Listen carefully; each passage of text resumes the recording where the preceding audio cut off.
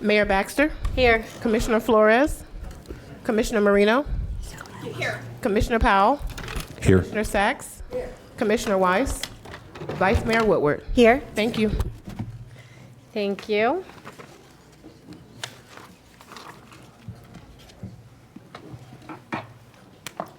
There it is. Commissioner Woodward, would you lead us in the prayer today, please? And the invocation. If you're able, please stand.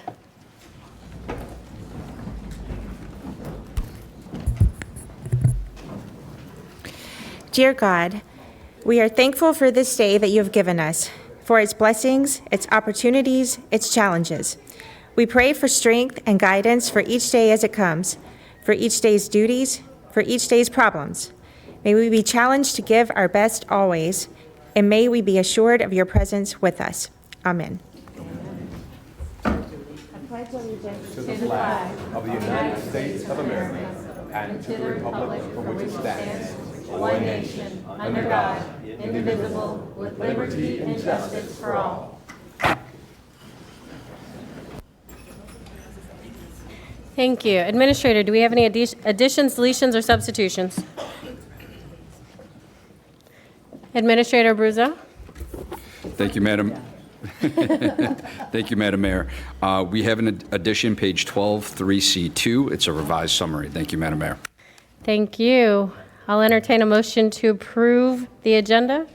So moved. I need a second. Second. All in favor, say aye. Aye. Any opposed? Please see that that motion carries 6-0. Thank you. Moving on to consent. Would anyone like to pull anything? Administrator? Thank you, Madam Mayor. We do have one other addition that just came in. On page 49, item 3A82 is deleted. Thank you, I Madam need Mayor. a motion to amend the agenda. So moved. I need a first from Vice Mayor Woodward, a second from Commissioner Weiss. All in favor? Aye. I would like to pull an item from consent, please. Which item would you like to pull? 3H2. Okay, so we're going to do this again. I'd like to have a motion to approve the amended agenda with the addition and pulling one from consent. Madam, I also want to pull an item from consent. Okay? Page 42, 3M5, 3 and 5. What's the 3M, 3M5? 3M-5. Anyone else? Clerk. Mayor, can we please have Commissioner Marino's item restated, please? I'd like to pull item 3H2, page 23.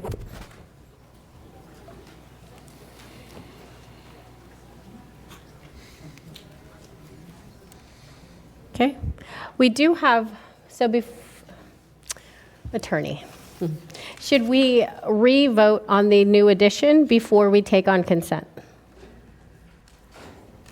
Yes. Yes. you have to Okay, do that. so I believe I had a first by Commissioner Woodward, a second by, Vice Mayor Woodward, a second by Commissioner Weiss. All in favor? Aye. Please see that that motion carries 5-0. Just for the addition. Now we'll move on to consent. All right, so we do have a card on consent. Yes. Lindy Harvey for 3DD1.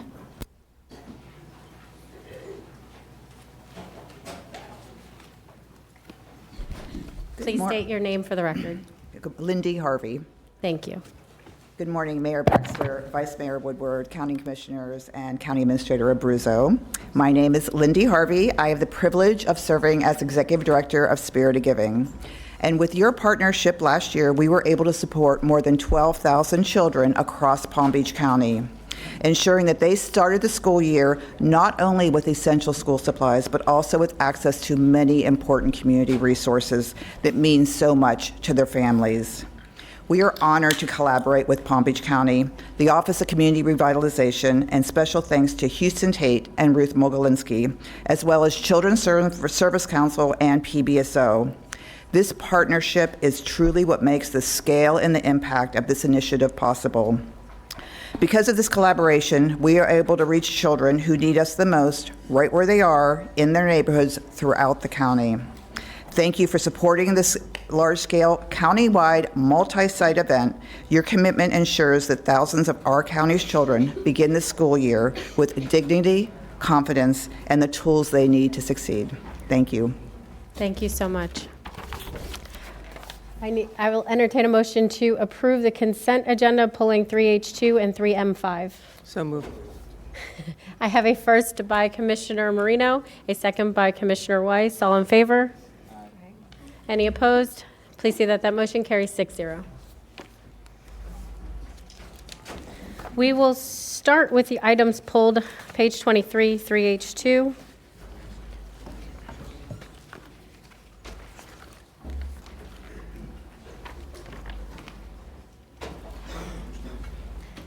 Commissioner Really? Marino, you're recognized. It's really just a quick question.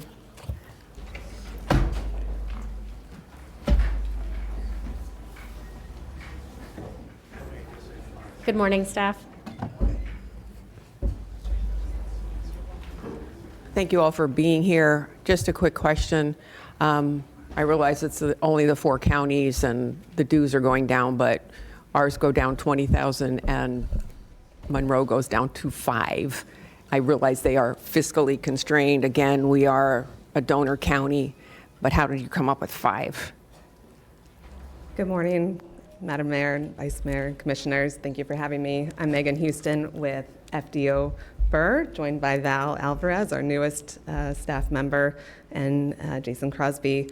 The question you're asking about contribution amounts is something that has arisen in the last few months with fiscal constraints on Monroe's side, and so they were trying to come up with something that would work for them to get them through this year as they're reevaluating their budget constraints. So there we go. And that was it. So does this mean this is something that's going to be revisited again in the future?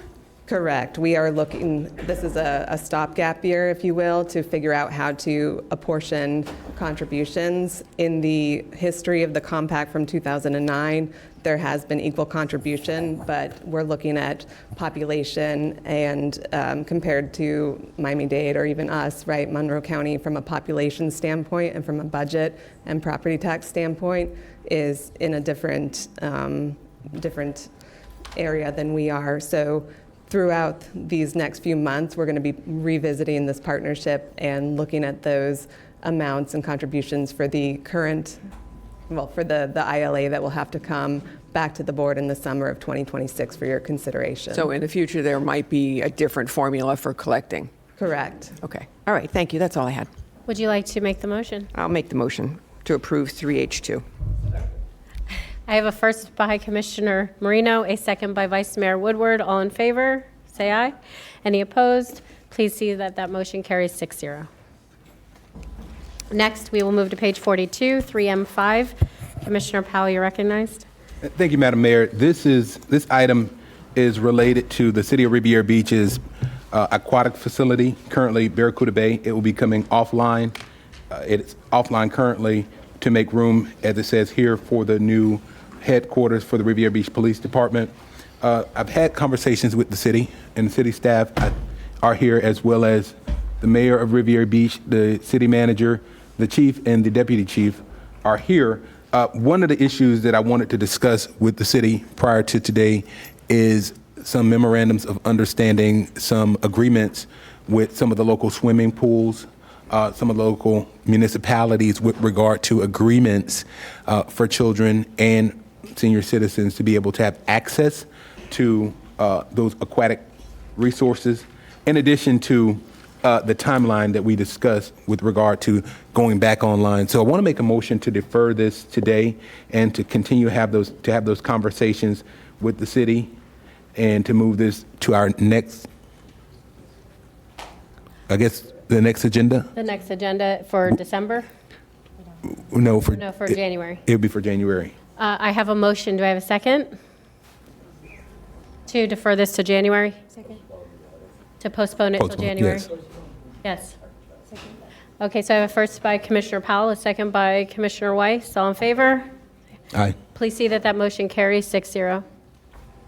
Thank you. And for the record, Madam Mayor, I just want to make sure we have I like to believe that I'm Riviera Beach's finest, but the truth is Riviera Beach's finest are in the building, the Riviera Beach Police Department, as well as when we said the city staff. I want to make sure that people understand that since Chief Coleman has become the chief of police in Riviera Beach, we've seen significant changes. We've seen an increase in morale in terms of the city and the citizens. So I want to applaud them for that. I want to applaud the city manager and make sure people understand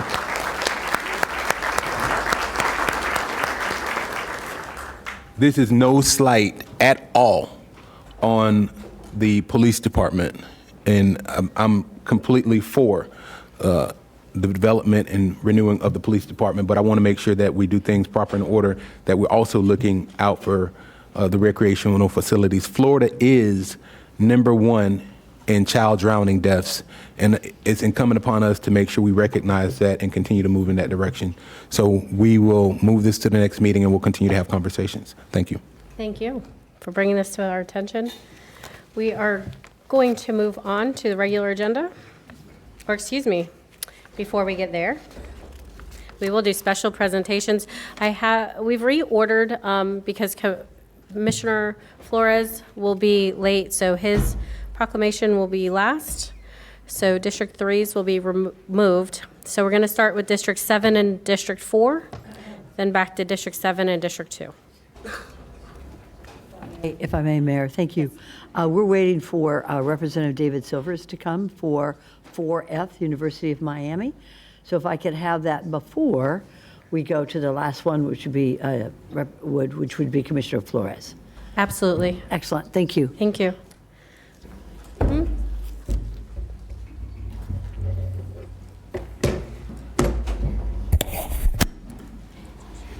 Good morning, everyone. I would like to have, in order of Mrs. Althea Holmes Hall Day, to have Ms. Althea Holmes Hall, Ms. Brenda Winfrey, Mr. Wendell Hall, and Kathy Hall come up, if you can, as I present this proclamation in honor of Ms. Althea Holmes Hall Day.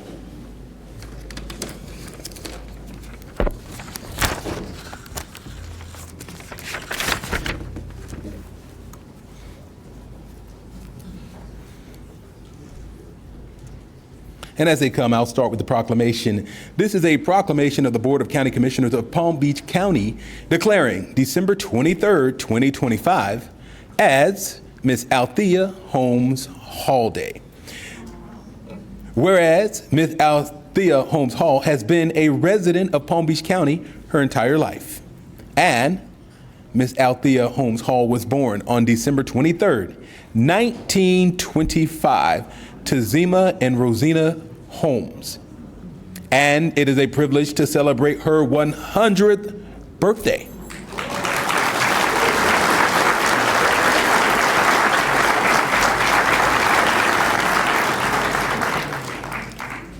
And Miss Althea Holmes Hall has many joyful memories of her sisters that preceded her in death: Naomi Jones, Hattie White, Frances Barnes, and Beatrice Holmes.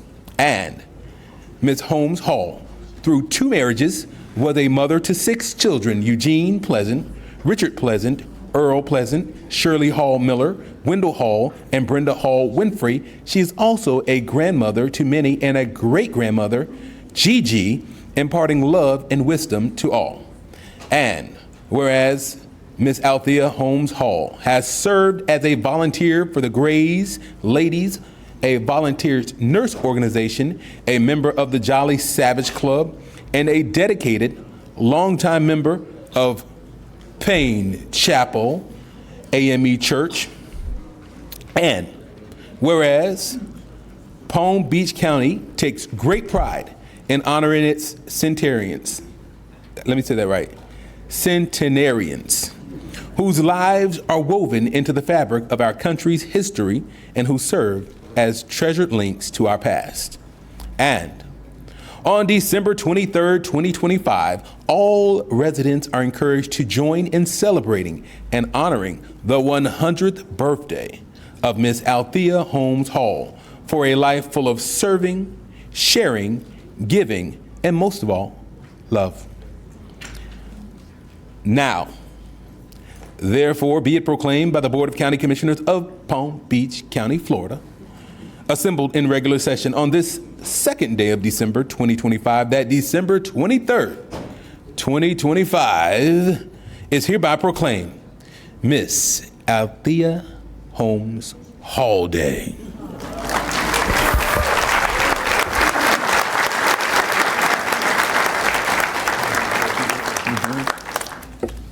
Giving thanks to the Lord. I thank you today. I thank my family, my children. I've been here a long time and I had a good life. I was a member of Payne Chapel for 80 years and still going and still doing. And I thank you today for everything.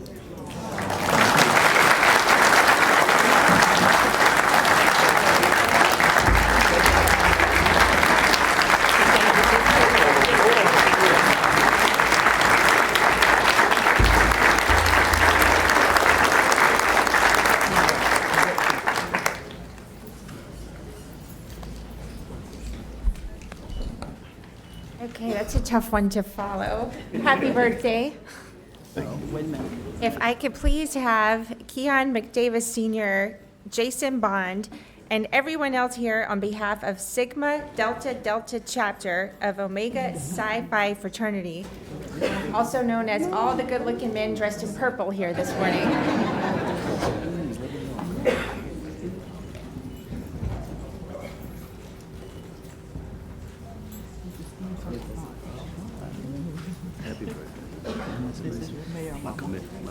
So today we are honoring the Sigma Delta Delta Chapter for 30 years of distinguished service. Whereas the Sigma Delta Delta Chapter of Omega Psi Phi Fraternity, Inc. was chartered in 1995 with a vision to uplift communities through leadership, service, and brotherhood. And whereas for 3 decades, the chapter has embodied the organization's 4 cardinal principles of manhood, scholarship, perseverance, and uplift, serving as a beacon of positive change and civic engagement in the city of Boca Raton, the campus of Florida Atlantic University, and the surrounding communities of Lake Worth, Boynton Beach, and Delray Beach. And whereas the Sigma Delta Delta chapter has contributed countless volunteer hours through youth mentorship programs, community cleanups, food drives, scholarship initiatives, and voter education campaigns, helping to enhance the quality of life and foster civic pride among residents. And whereas the chapter has played a pivotal role in the campus of Florida Atlantic University, promoting academic excellence, cultural awareness, and leadership development, inspiring generations of students to serve and lead in their communities. And whereas the chapter's long-standing partnerships with the advising graduate chapter of Lambda Alpha Alpha, schools and local governments have resulted in impactful service programs such as back-to-school drives, Thanksgiving and holiday food distributions, health awareness events, and youth leadership summits. And whereas the Sigma Delta Delta chapter has demonstrated an unwavering commitment to building stronger communities and advancing opportunities for all residents, exemplifying the highest standards of civic responsibility and brotherhood. And whereas, as the chapter commemorates its 30th charter anniversary, it is fitting and proper that the city and county recognizes the honors and honors their outstanding legacy of service, leadership, and dedication to the betterment of our community. Now, therefore, be it proclaimed by the Board of County Commissioners of Palm Beach County, Florida, assembled in regular session on the second day of December 2025, that Palm Beach County is hereby honoring the Sigma Delta Delta chapter for 30 years of service.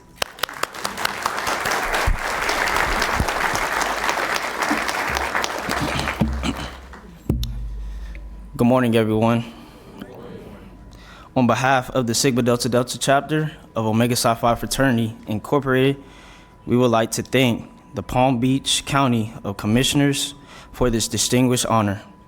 The Sigma Delta Delta chapter of Omega Psi Phi Fraternity was chartered December 7th, 1995 by 9 distinguished brothers.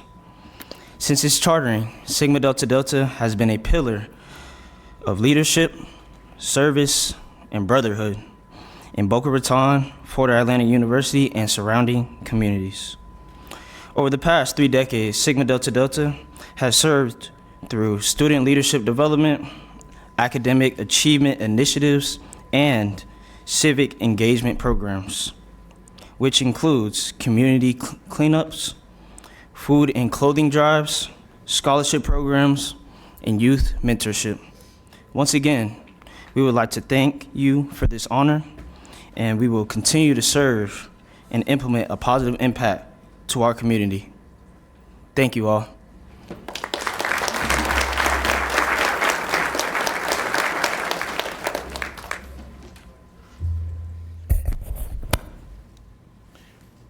While they take pictures, we'll continue in the theme of the Divine Nine.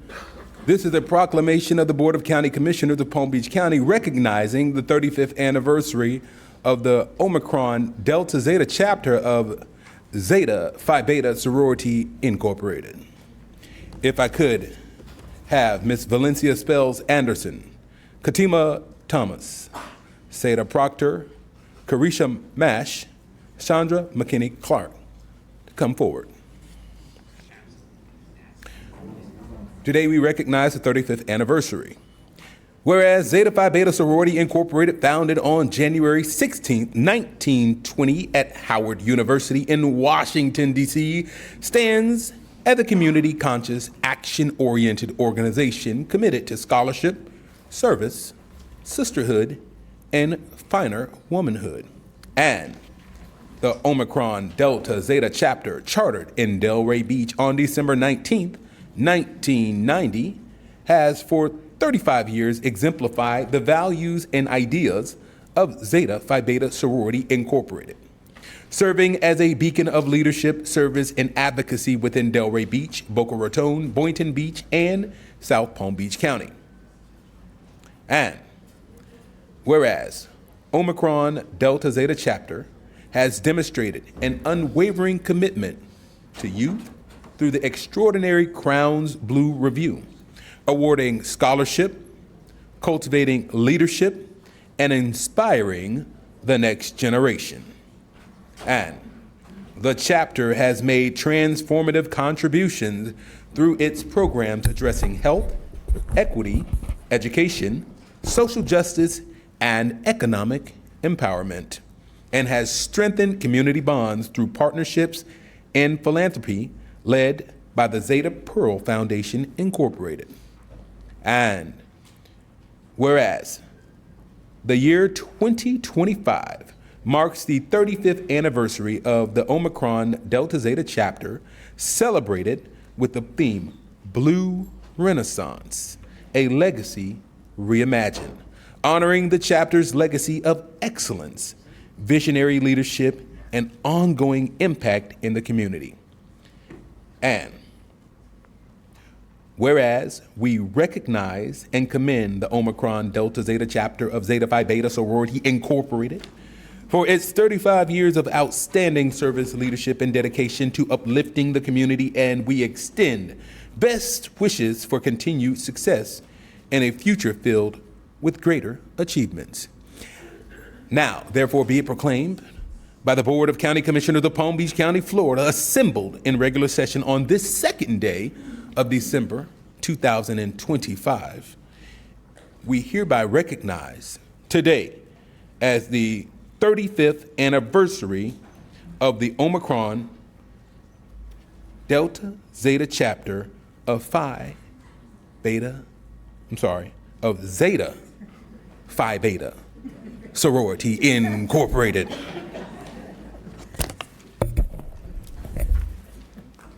Good morning. On behalf of the outstanding Omicron Delta Zeta chapter of Zeta Phi Beta Sorority Incorporated, I'd like to thank you all for honoring us today with this proclamation. We're grateful for your recognition and the commitment you continue to show towards strengthening our county and the communities in our county. So thank you for seeing us, supporting us, celebrating the work that we do.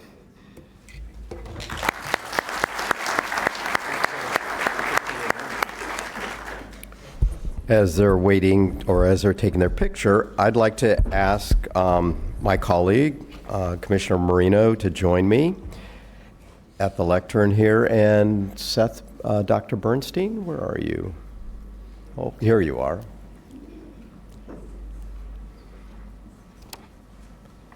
Good morning. And you brought your entourage. Yes, my wife and my work family and some county supporters as well. Wow, excellent. Well, this is quite an honorable and auspicious occasion this morning. We are going to be declaring December 19th, 2025 as Dr. Seth Bernstein Day in Palm Beach County. I just have to say this. My family, on my mother's side, their name was Bernstein, but it got changed when they came into this country to Berenstain. So I don't know, we may be related somewhere way back when, but that had nothing to do with this proclamation. We are declaring Dr. Seth Bernstein has lived, worked, and played in Palm Beach County for over 32 years and has significantly contributed to the health and human services landscape through his work at the Healthcare District, Boys Town, and United Way of Palm Beach County. Whereas, working in the United Way for 26 years, first as a volunteer and then as Executive Vice President of Community Investments, Dr. Bernstein has been at the forefront of numerous major efforts to support our community. He was instrumental in expanding mentoring programs for youth through our Level Up program, which received the Best in Category recognition by the National Association of Counties. And as a licensed psychologist, Dr. Bernstein helped launch the Birth to 22 initiative and co-chairs the Becoming a Trauma-Informed Community Action Team. And whereas Dr. Seth Bernstein will be retiring on December 19th, 2025,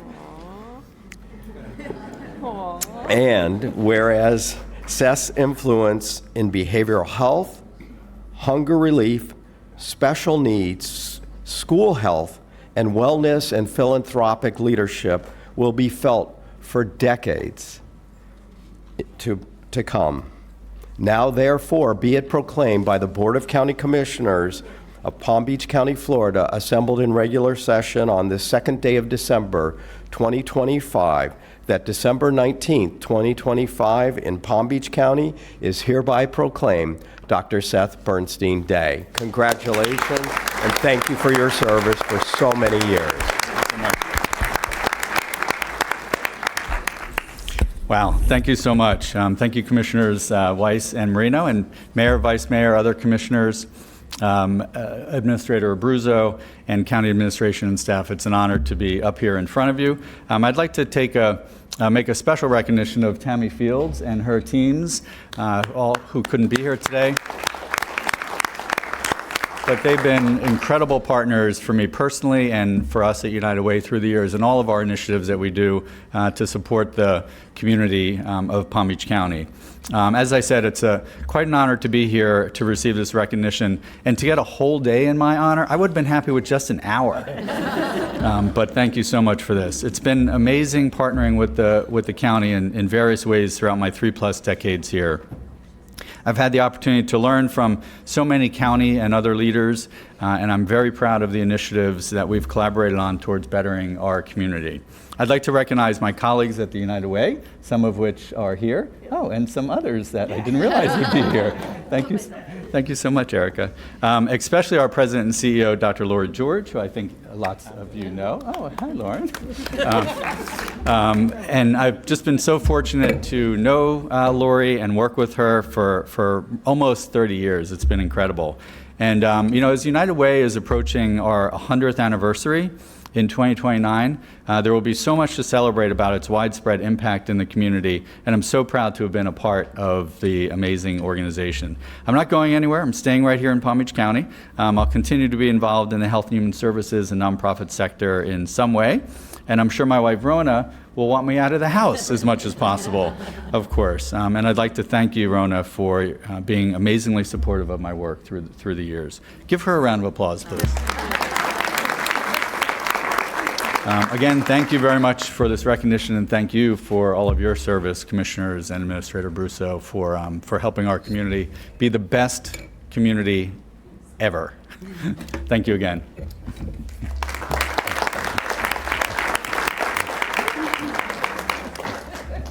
Congratulations again. And as they prepare to take pictures, I would like to have Siobhan Algie, president of the Zeta Tau Omega chapter of the Alpha Kappa Alpha Sorority Incorporated, Naomi Cole, with her daughter Karen Cole Smith. Naomi Cole is a charter member of Zeta Tau Omega. Tanya Burke,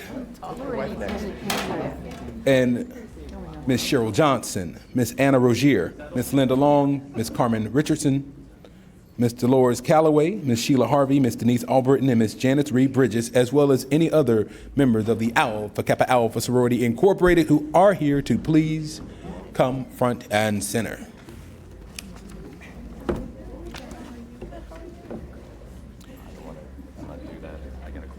Today, we declare December 10th, 2025 as Zeta Tau Omega Day.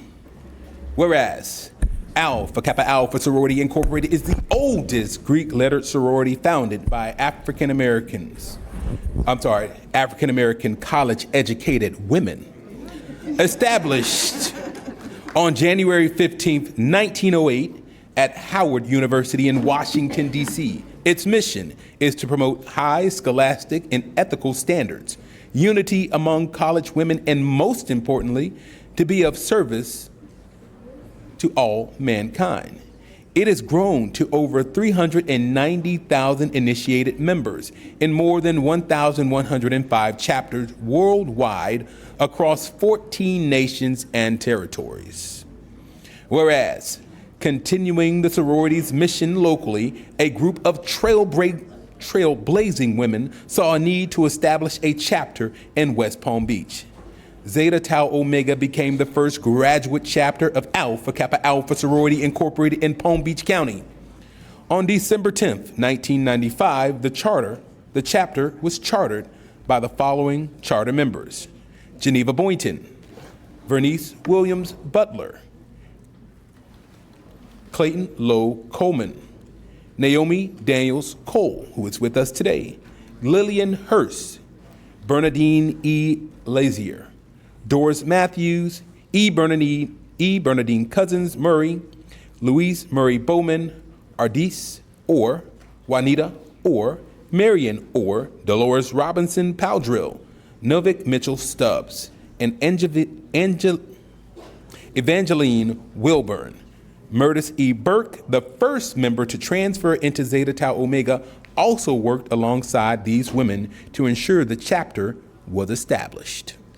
And for 70 years, Zeta Tau Omega has championed initiatives that uplift communities through civic engagement, youth leadership, economic empowerment. Some of the chapter's impactful programs are Children's Hunger Initiatives, the MLK Day of Service, Mental Health Awareness, Black Dollar Days, Local Community Impact, and Voter Education and Registration. And whereas the youth enrichment programs include Precious Pearls, a middle school program, 20 Pearls, a high school program, Community Youth Outreach, and Promtique. Through the Ivy Educational Foundation, the chapter has awarded over $850,000 in scholarship. Other strong partnerships include Sojourners with Healing Hearts, dealing with breast cancer, Palm Beach Children's Hospital, Sickle Cell Foundation, and Healthy Mothers, Healthy Babies, reflecting a deep commitment to advancing healthcare. And Zeta Tau Omega is commended for providing Palm Beach County with 70 years of humanitarian services since 1955. Now, therefore, be it proclaimed by the Board of County Commissioners of Palm Beach County, Florida, assembled in regular session on this second day of December 2025, that December 10th, 2025 is recognized and proclaimed Zeta Tau Omega Day for the Alpha Kappa Alpha Sorority Incorporated.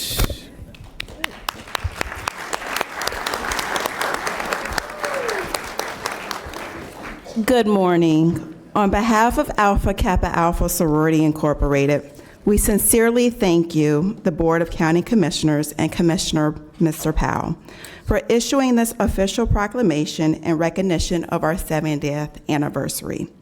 Your support uplifts our work and inspires us to continue to make a positive impact in the community. We are truly grateful, and we are so honored to have with us our last remaining charter member, Mrs. Naomi Cole. Would you like to say a few words? I would just like to say thanks for the honor. Thank you again for this honor.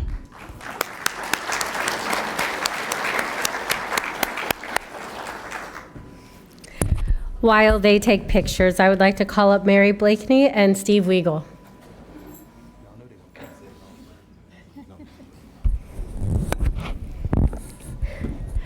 Good morning.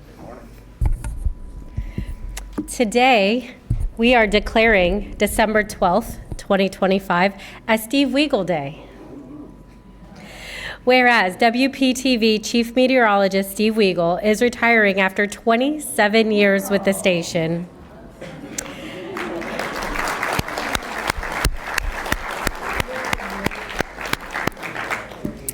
After moving to Palm Beach County in 1998 from his native Nova Scotia, where he had previously worked for the Canadian Weather Service, and became an American citizen in 2014. Whereas Steve Weigel holds science degrees in math and physics, as well as a graduate degree in meteorology, and received the CBM seal from the American Meteorologist Society, the highest seal awarded to the television meteorologists. Whereas he has made substantial contributions to the Palm Beach County and Treasure Coast through hurricane preparedness, response, recovery, and mitigation efforts in his multi-county coverage area, he has served as the Master of Ceremonies for the Governor's Hurricane Conference. And whereas Steve is the calm voice in the storm, his career highlights include coverage of Hurricane Francis in 2004, taking South Floridians through the storm for 67 hours straight. Hurricane Jean which struck 3 weeks later, Hurricane Wilma in 2005, the August 2003 tornado through northern Palm Beach County, damaging his own home, and the tornadoes associated with Hurricane Milton in 2024.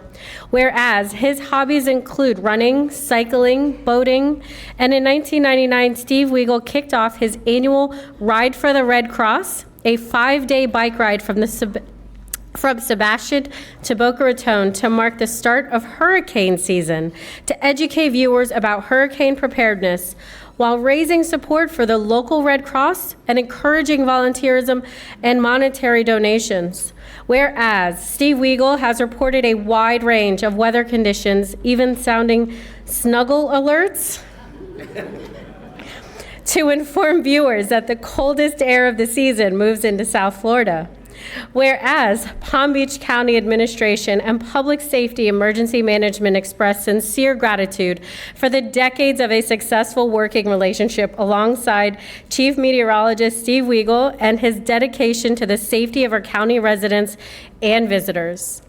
Therefore, be it proclaimed by the Board of County Commissioners of Palm Beach County that December 12th, 2025 is hereby proclaimed Steve Weigel Day.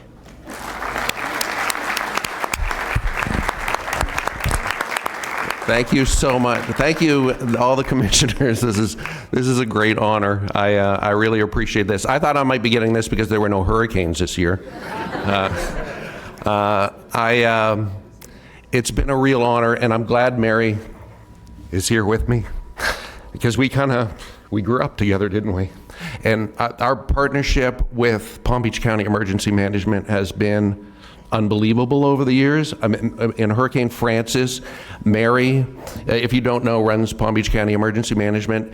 We did videos at her house getting people prepared, and those videos ran during Francis and Jean. And Mary became a household name because she said she'd get recognized at the mall and just walking down the street because people, that information was invaluable in keeping residents safe during the hurricanes. And it's been a real honor to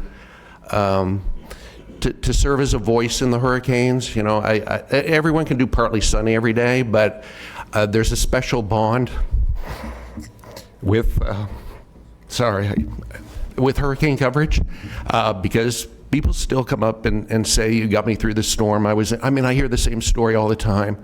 I got you through the storm. I was in my closet listening to your voice. And that's a bond that can never be taken away. So thank you very much. And thank you to my station, my wife, who has put up with me for, because I, like a lot of you, I have to leave my wife and go to the station, and she rides out the storms. And so thank you so much. And thank you, Mary, and thank you to everyone in Palm Beach County. I really appreciate it.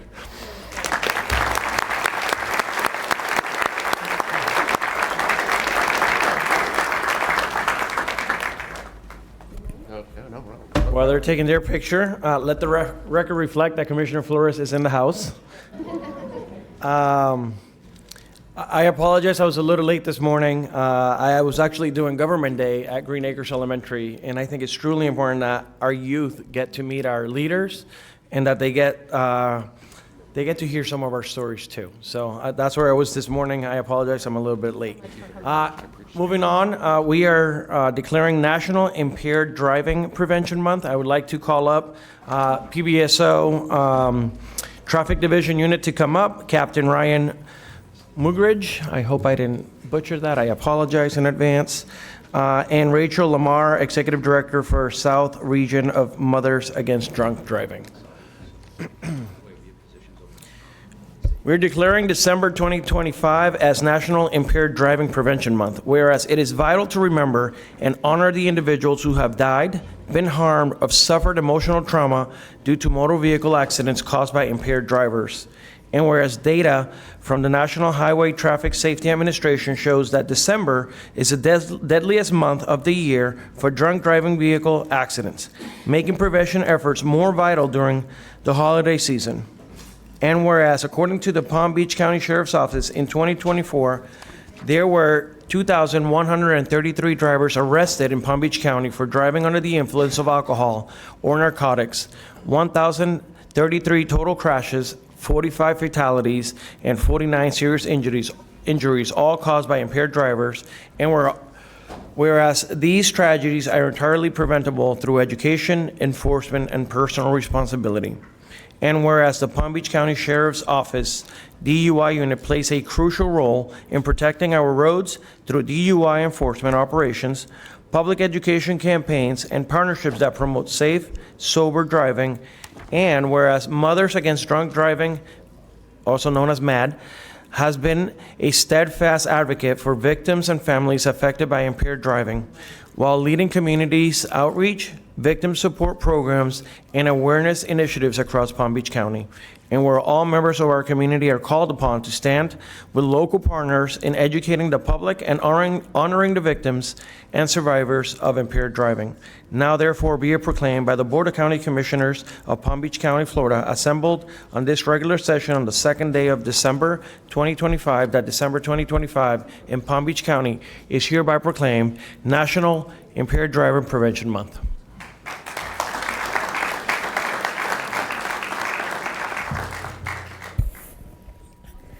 On behalf of MADD South Florida, I'd like to thank you, Commissioner Flores, for issuing the proclamation recognizing National Impaired Driving Prevention Month. MADD is honored to stand with Palm Beach County leaders, community partners, and brave law enforcement officers who work every day to keep our roads safe.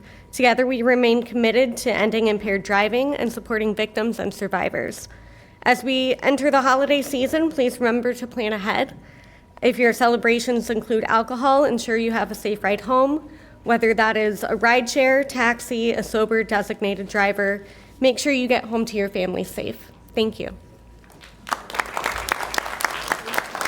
Commissioner Flores, if you would have everyone join us up here. All the commissioners would like to take a picture.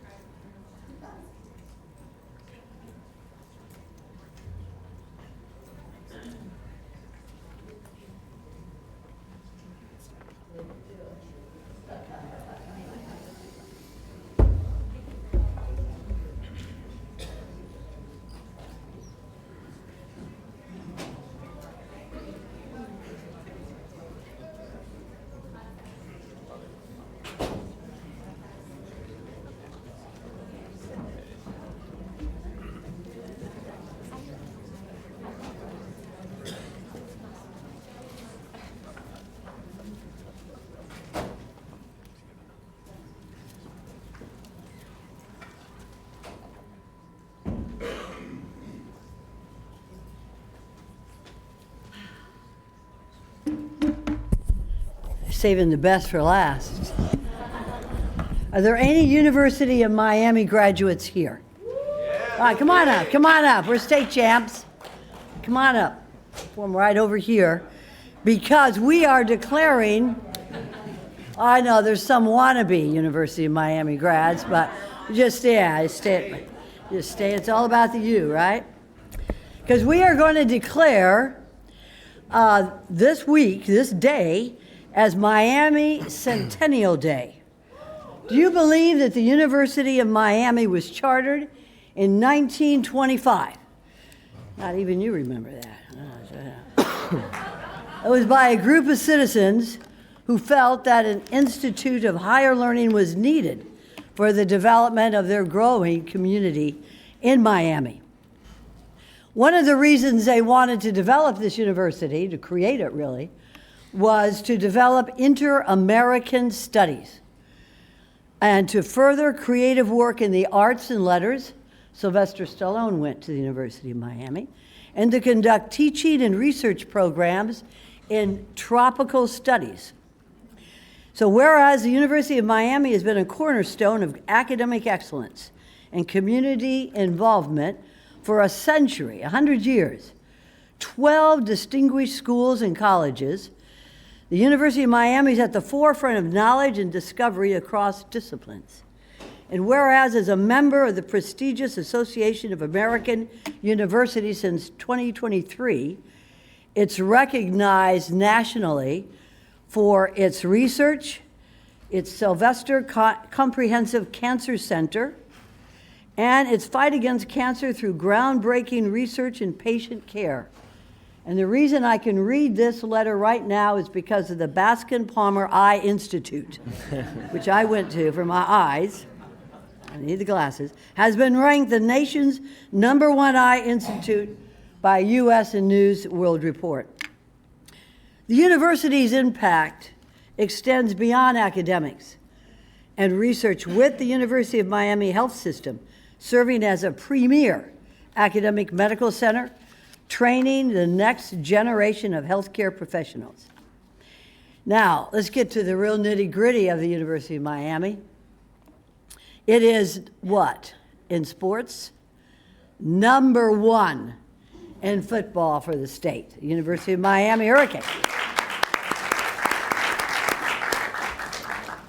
So with a global network of over 200,000 alumni, some of which are here today, and some of which are throughout the world with the University of Miami background. We have had an impact in all academics as well as in research and education. So therefore be it proclaimed by the Board of County Commissioners of Palm Beach County, Florida, assembled in regular session the second day of December 2025, that this day will be known as the University of Miami Centennial Day. I want to congratulate everybody who went to the University of Miami, those of our children and grandchildren who will aspire to go to the University of Miami. And we also have here today a state representative who is a graduate of the University of Miami, State Representative David Silvers. His mom, Lori, also is a graduate of the University of Miami. We have Deborah Drum, who is the head of our environmental environmental research and everything that they do for our environment. And also, we have so many of you here who are, and I know I'd like to invite our county administrator to come and join us in this picture.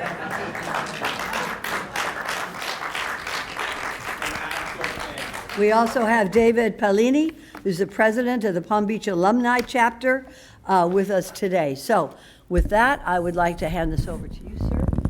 Thank you, Commissioner Sachs, for that introduction. My name is David Pallini. I represent the Palm Beach County Canes, which is the local chapter of our Worldwide Alumni Association. On behalf of the president, the faculty, the administration, and over 200,000 worldwide alumni, including 11,000 alumni here in Palm Beach County, it's my honor to accept your proclamation representing the contributions of the university over the past 100 years. Thank you to Commissioner Sachs, a fellow UM alumni, for sponsoring this proclamation, and also the mayor and the vice mayor, and the entire Palm Beach County Commission for your support. I would also like to thank Representative David Silvers and Krista Downey, who joined me today. We're all grateful to represent the university and our Palm Beach County contributions. Thank you. Thank you so much, Mr. Pallini. Representative Silvers, would you like to say a few words? Thank you very much, County Commissioner.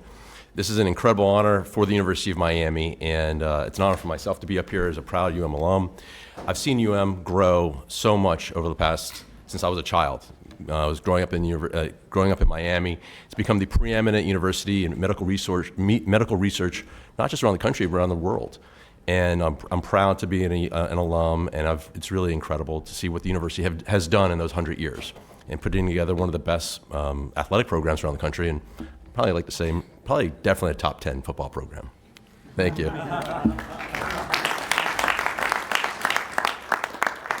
Would anybody else like to say something? Oh, very good, and let's do the picture. All right, thank you very much. All right, here we go. All right, and when they'll do their picture, we are proclaiming December 7th as National Pearl Harbor Remembrance Day. So I'm going to call up Natalie Velasquez, Senior and Veteran Service Division at Palm Beach County Community Services, to come up to join me, and any and all veterans to also come up and join me. So declaring December 7th, 2025 as Pearl Harbor Remembrance Day, whereas on the morning of December 7th, 1941, the United States Naval Base at Pearl Harbor, Hawaii, was attacked by Japanese Imperial Navy, provoking the entry of the United States into World War II, and marking one of the most pivotal moments in world history. And whereas 2,403 American military personnel, including sailors, soldiers, and civilians, were killed in the attack of Pearl Harbor, and 1,178 were wounded. And whereas Palm Beach County is home to countless veterans and their families whose service and patriotism continues to reflect the bravery of those who stood at Pearl Harbor on that fateful day. Whereas our community continues to preserve the history and sacrifice and lessons of the attack on Pearl Harbor, so future generations may understand the profound cost of protecting our nation. And whereas local veteran service organizations and the Palm Beach County Division of Senior and Veteran Services continues to honor the legacy of all who have served and sacrificed to protect the freedom we cherish today. Whereas we recognize Pearl Harbor Remembrance Day as a solemn opportunity to honor those who perished, those who survived, and all those who answered the country's call to defend liberty and peace around the world. Now, therefore, be it proclaimed by the Board of County Commissioners of Palm Beach County, Florida, assembled in this regular session on the second day of December 2025, that December 7th, 2025, in Palm Beach County is hereby proclaimed Pearl Harbor Remembrance Day.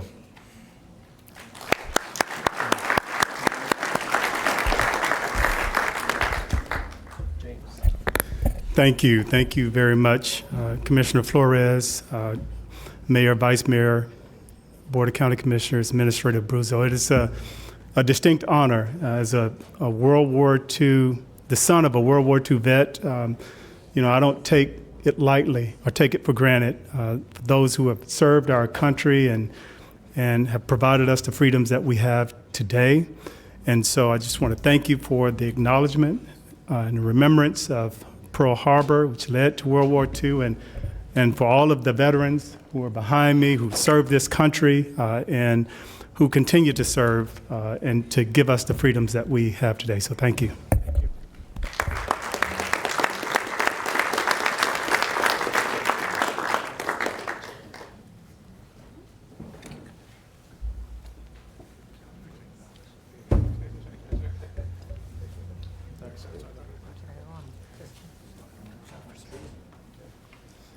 You want to be up front here? Yeah, good. Ladies up front. Yes.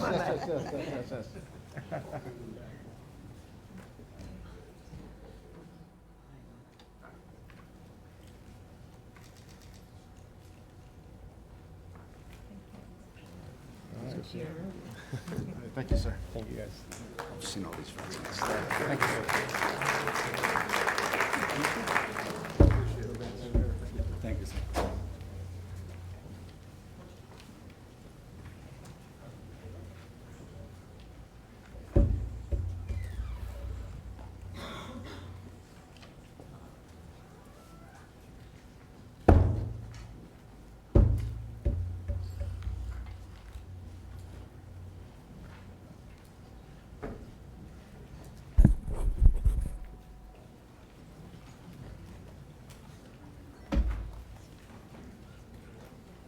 Clerk, I know he did it himself, but did we recognize that Commissioner Flores arrived? Thank you. We're going to move on to the regular agenda.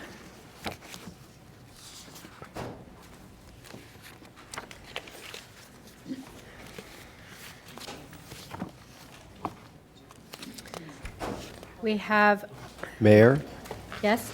I'd like to make a motion to receive and file proof of publication. I have a first from Commissioner Weiss, a second from Vice Mayor Woodward. All in favor? Any opposed? Please see that that motion carries 7-0. Moving on, fire rescue.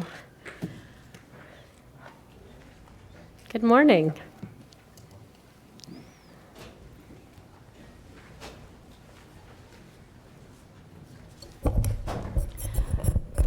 Mr. Von Laren, are you speaking, or? I can very briefly. Madam Mayor. You promise? I promise. Before you is the public hearing that we have. We did the notice for this date for the ordinance regarding the Jupiter Municipal Taxing Service Unit, the MSTU, for Palm Beach County Fire Rescue.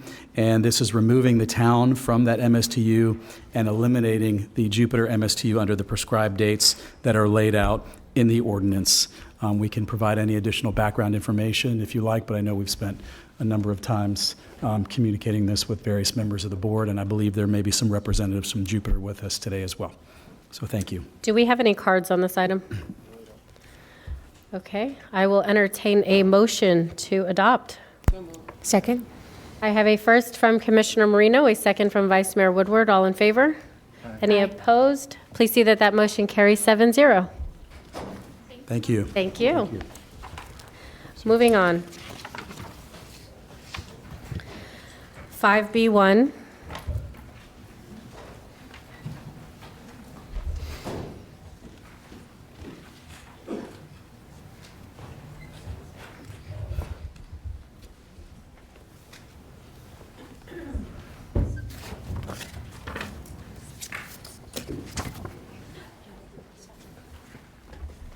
cards.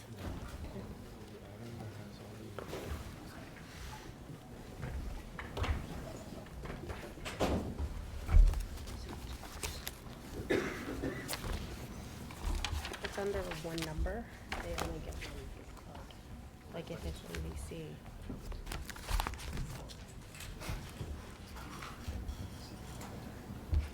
On every different project. Okay. Good morning. Good morning, if you would like to. Sure. Please. So for the record, Stephanie Shanahan, Director of Public Safety. With me is Todd Von Laren, Chief Deputy County Administrator, Sharon Burrows, Assistant County Attorney, Mary Blakeney, Division Director for Emergency Management, Chief Ippolito from Palm Beach Gardens Fire Rescue, and Rich Ellis, our Deputy Director for Emergency Management. So the item before you today is requesting adoption of our Emergency Medical Services Ordinance. We went over this a number of times. We did a brief presentation on November 4th where we recommended preliminary reading on this ordinance, and the changes that were made as a result of the direction from last meeting was to change the years of experience for the company, the manager, from 3 to 5 years. All other changes that were recommended on November 4th stayed the same. So with that, I can do a presentation if you'd like, but it's the same presentation that we had back on November. Unless anyone wants to see a repeat. Commissioner Marino, you're recognized. Sorry, before we do that, we need a motion to receive and file this document, so I'll make that motion. Thank you. I have a first from Commissioner Marino, a second from Vice Mayor Woodward. All in favor? Please see that that motion carries 7-0.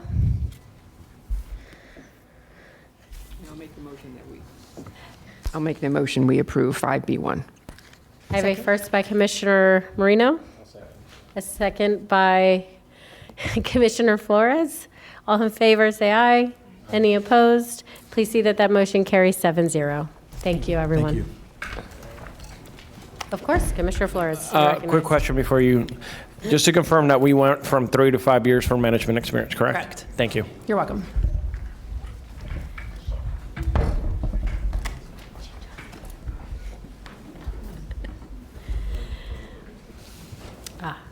Next, we have 5C1, Housing and Economic Development. I will entertain a motion to receive and file proof of publication. So moved.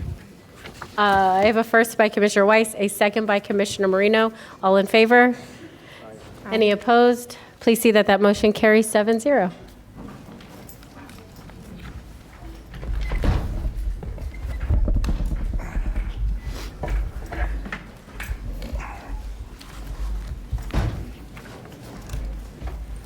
Good morning.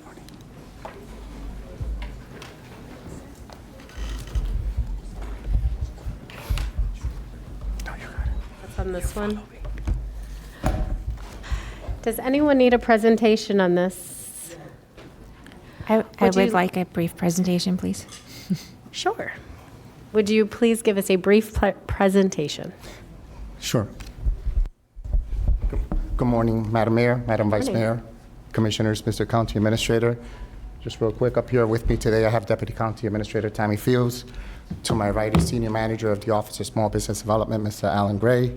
Our Department Director, Mr. Jonathan Brown. Next to him, our Deputy Director, Carlos Serrano.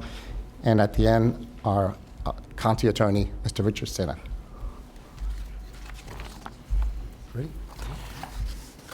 We'll go straight to it. Introducing the Small Business Ordinance. If adopted, nothing currently underway changes on January 1st. All active and advertised opportunities continue as is, with a structured transition period to avoid any county department or vendor disruption. Strengthening economic impact. This ordinance updates definitions, simplifies certification, standardizes evaluation preferences, and removes redundant language, all to support stronger, more consistent economic impact. Key changes from the prior EBO ordinance. These changes focus on alignment, simplification, and cleanup to make the program clearer and more consistent. And all amendments approved by this board on January 30 remain fully intact. Program structure and statutory updates.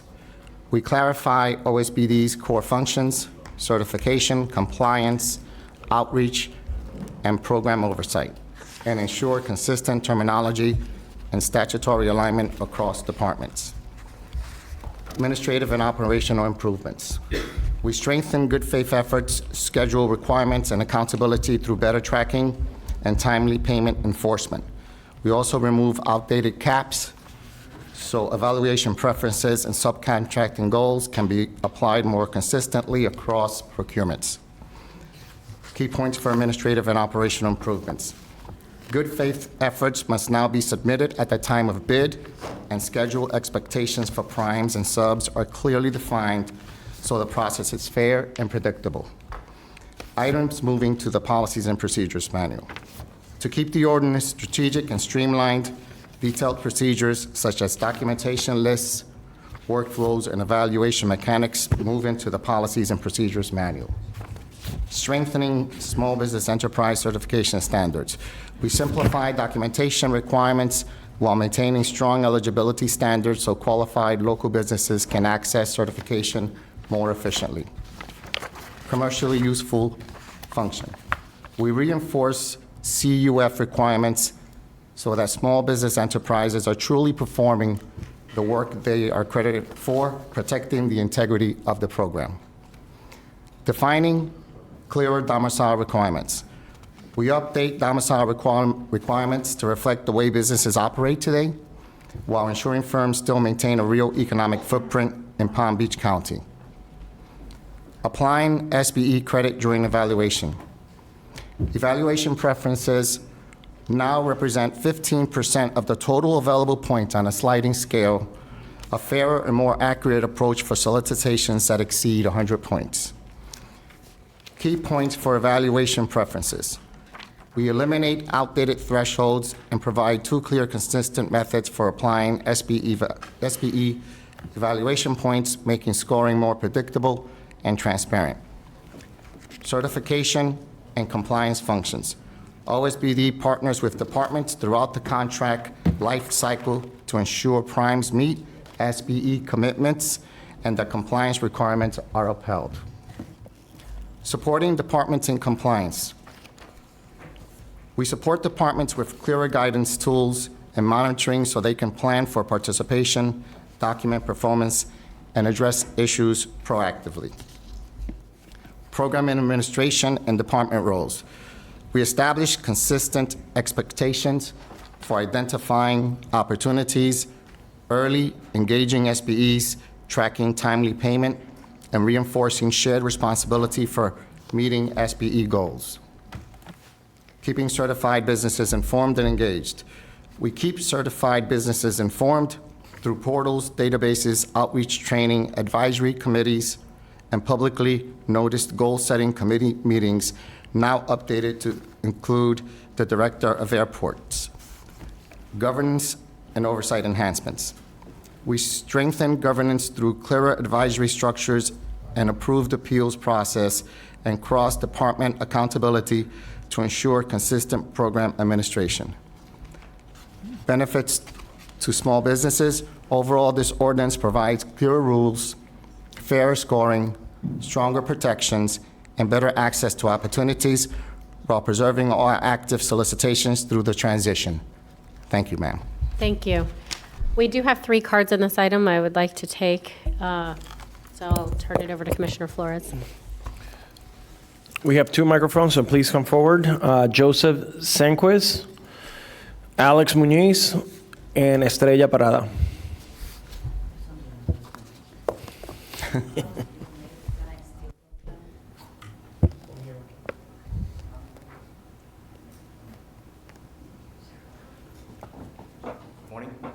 Morning. Mayor, Vice Mayor, Commissioners, Joe Sark from Boulder Construction, small business. Would you please speak into the mic just so we can hear Can you you? hear me now? Perfect. Sorry. Thank you so much. Yeah. Good morning, Commissioners, Mayor, Vice Mayor. I'm Joe Sarkis from Boulder Construction, one small business from Palm Beach County. I'm over here to support the changes the Office of Small Business is doing. Well needed, and I think that will open the opportunity for us as a small business. We're the small engine of this county. We're local. I think that will help all of us and open the door for local business to grow and help the local economy to grow. and all that will help the economy overall. So thank you very much for that, and keep supporting that. Thank you. Thank you so much. Good morning. Thank you, Mayor, Vice Mayor, and County Commissioners. Please Good state your morning. name for the record. My name is Veronica Vidal. I'm a founder and business owner in Palm Beach County for 20 years. I own a not sexy, difficult industry, which is cleaning and maintenance. I'm an immigrant, and I opened this business in 2004. I think I am a live testimony of a strong office of a small business can help businesses to be successful. I use every single tool and program to educate myself in the business arena. I have a PhD in visual arts, which is nothing to do with running a business. I sat in the board for the small business office for 9 years. I think a healthy and a strong office really can make a difference in our small business in the county. Now, in my 9 years in the board, I've seen 2 disparity studies and things of that nature. I think some adjustments will help to make this work. Some communication between the small business, the procurement department, the risk management, on how to evaluate and put evaluation criteria in some of our bids and solicitations. I think that will be also a key part to work with the small business office to help our small business. Thank you so much for your time. Thank you so much. Hi, my name's Alex Moniz. I'm a GC, local resident and a small business owner. I'm here to support the small business because the office, they are actually helping with the streamlining, as they say, helping the application process, making it possible for small businesses like myself to be able to be in front of the projects that are going to actually be producing and that we can truly be a part of. So I just want to say thank you and support the office. Thank you so much. Did you turn in a card as well? I did. Yeah. She, Estrella did. I think they were sharing their time. Oh. I'll let you speak, but if you wouldn't mind filling out a card of your own afterwards. Yes, it was me. me. Of course, please go ahead. Yes. Hi, good morning, Mayor, Vice Mayor, Board of County Commissioners, Administrator. Thank you so much for giving us the opportunity to speak today. I'm here to support the Office of Small Business Development under the direction of the Director, Axel Miranda. In our last meeting, when we were here last time, he emphasized how important it is to get certified and to put local dollars in the local economy. This morning, you'll see a lot of small businesses here. They took from their day to be here, to be heard, for you to realize that they're here and they deserve that opportunity. From last I checked, it looks like there's about $7 billion with a B for procurement. And of that, I think 20%, correct me if I'm wrong, is about $1.4 billion with a B. And those should stay in the local economy. That means put in our local dollars to support our local small businesses, make sure they thrive. I know certifications have been an issue. They're not an issue anymore. We're collaborating, we're working together. Small businesses understand how important certifications are. Now let's remove roadblocks and let's make sure that after the certifications are taken care of, we really help the small businesses get local jobs. Thank you so much. Thank you so much. Vice Mayor Woodward, you're recognized. Thank you, Mayor. That was the last card. Yes. Okay. Just a couple of comments and then a question. One, I asked for you to give us an update because I thought it was a year ago, maybe it was 2, we made some pretty significant changes to the OEBO at the time ordinance where we stopped small businesses that had graduated from being kicked off of a job. And then I think we changed the caps all of those previous changes are now implemented into this new ordinance. Okay, just wanted to verify that because that was a pretty big lift not that long ago, and wanted to make sure all that work continued. And then we have, are any of the thresholds changing in this new ordinance from what we changed before? No, Mayor. The thresholds remain the same. The thresholds that we were talking about changing had to do with the limits for the solicitation amounts and which we can apply, our affirmative initiative or setting goals. So we removed those limits. Okay, and I did ask for an update on the goal-setting committee because I know we're making a slight change on that. Can you just address that real quick? Oh, my time's up. I'm new at this. Sorry.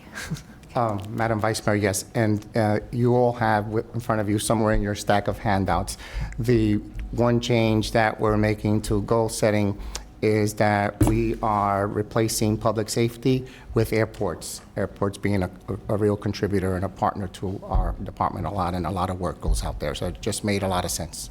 Okay, and then the other somewhat significant change, though, it has to do with this board, is that we're changing the advisory committee. As of right now, there's 15 members, and there's set parameters for different industries. And you're proposing for us to change it to we each appoint a district appointee and then have 4 at large that are specific to an industry? Yes, Madam Vice Mayor, just one correction. It doesn't have to be someone actually in your district. It's just your appointment. So it's a district appointment. Yeah. It's so each of us get one appointment. I'm still learning certain things. I apologize. So the change there, Madam Vice Mayor, is due to race, gender. Out of the 15, if you'll notice, that list is also before you, somewhere there, whether they were a woman-owned enterprise or a Hispanic-owned enterprise, and then there were some chambers.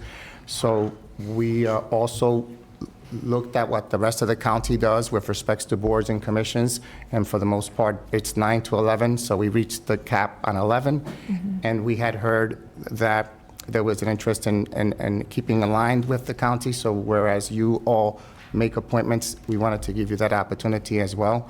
And again, it's our recommendation, Madam Vice Mayor. Okay, and that was, I don't know if the rest of the board wants to discuss that we'll be making district appointments, and then we have 4 where, and is it important that we have a certain variety of representation on this, or, is everyone okay with we just pick who we pick? Because I know before it was kind of set up in a way to make sure all the industries were covered. And I know we need to get rid of the race and gender part of it to make it more neutral. But as far as, is it important to have the different types of small businesses represented?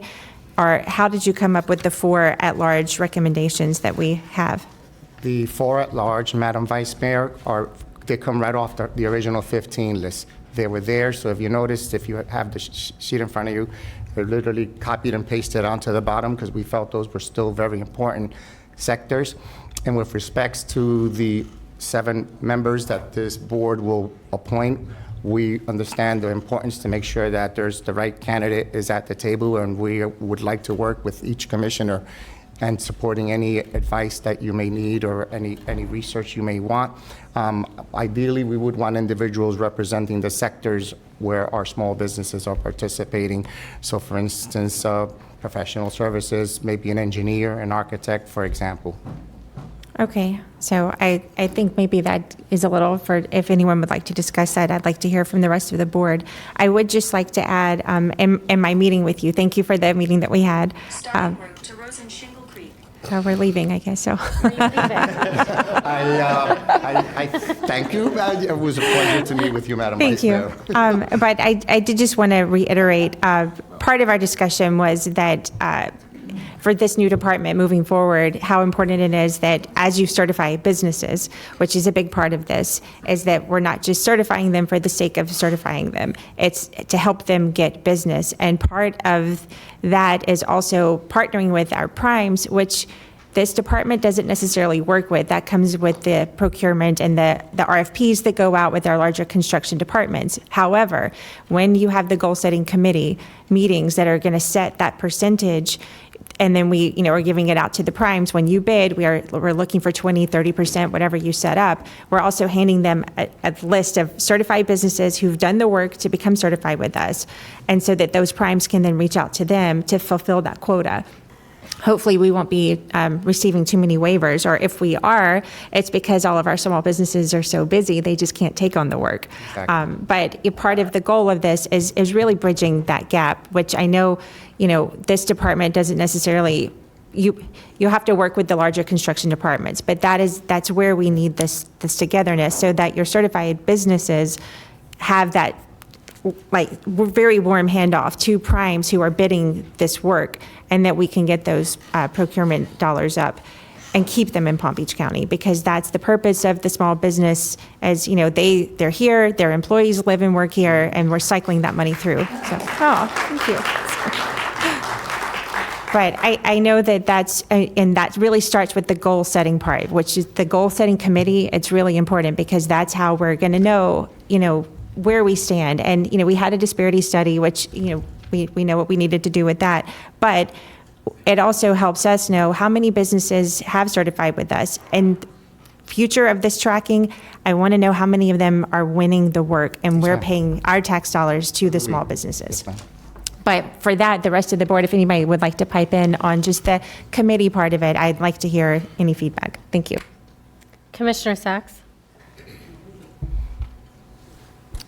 I'd like to congratulate y'all on doing this. The testimony that I heard today was brilliant. And this is exactly what we are as a county, is to help those who want to become part of our business community to have the tools that we can give them. So thank you so much for what you're doing. And thank you for the folks who are working on this and becoming a viable part of our business community. We welcome you, and we look forward to your continued success. Thank you, Ms. Miranda. Thank you. Thank you, Commissioner. Commissioner Weiss? Thank you. Thank you for your work that you've put into this, and I think as we know, we're spending taxpayer dollars, whether they're grants, whether they're ad valorem taxes that we collect, fees. It's all coming from our taxpayers here in Palm Beach County. So I think it is very important that we find ways to reinvest in our own workforce and our own businesses, and having the opportunity for small businesses participate in the procurement process with government funds is very important, and we need to create as much of a level playing field as possible. So people see this as an opportunity that we want to invest in them and their business, because they've invested themselves in Palm Beach County. I have a question, though. One of the seats is a small business development center. Can somebody define what that means? Well, Commissioner, thank you for your comments. We do have small business development centers across Palm Beach County. They're basically area departments and centers that focus on whether it's the skills that they need to get to the next level, or think about it also, sometimes they have accelerator, incubator components to it, and we have... So we have a business incubator program as one of the seats. We also have something called a small business development center, and I just wonder what the differentiation is. The small business development center is housed within FAU, and it provides education to small businesses on how to grow, how to submit bids, various different educational opportunities. So maybe having it defined as FAU's Small Business Center, so people know where to go if they're seeking that support. Mm-hmm. I wouldn't have, if I saw that, I wouldn't know who we're referring to. And Jonathan, I was going to say, I know they're housed at FAU. We just need to confirm that they're actually FAU's SBDC. Right. Okay. But as you know, then that's what I was referring to, Commissioner. They'll develop, whether they need a business plan, they need help with certification, it just gives them whatever tools they need. Right, to but there's a succeed. specific Yep, we seat can for a change that. specific organization, so it's not open to anybody who has, Right. just says that they're a small business development center. Okay, all right. Very good. Thank you. Commissioner Flores? Yeah, first of all, to your department, I want to say thank you for spearheading this. I think this is sort of the first step in the right direction. And what I mean by the right direction, one of the things that I've heard over and over from these departments is it's very hard to navigate, to get certified, and to get contracts. So I think clearing up the ordinance is sort of that first step. But there's still a long way to go. I think you heard from Commissioner Woodward some of her concerns, making sure that the dollars go back to local businesses, that we are helping them grow, that we have a large pipeline of vendors that we are growing, because that's how with competition, that's how we're able to get competitive pricing when we go out for bids and RFPs. So to me, I think that's the first step. I would love to see the program where we aren't always giving the same people the same work, that we are expanding those networks, and that we're giving people an opportunity to grow.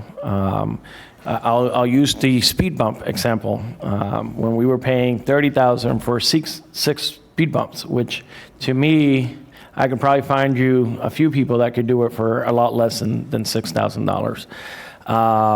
So with more people in the market, I think we're going to have more competitive process.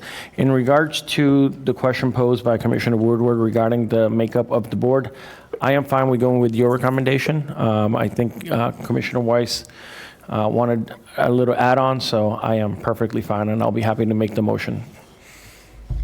So I have a first then by Commissioner Flores.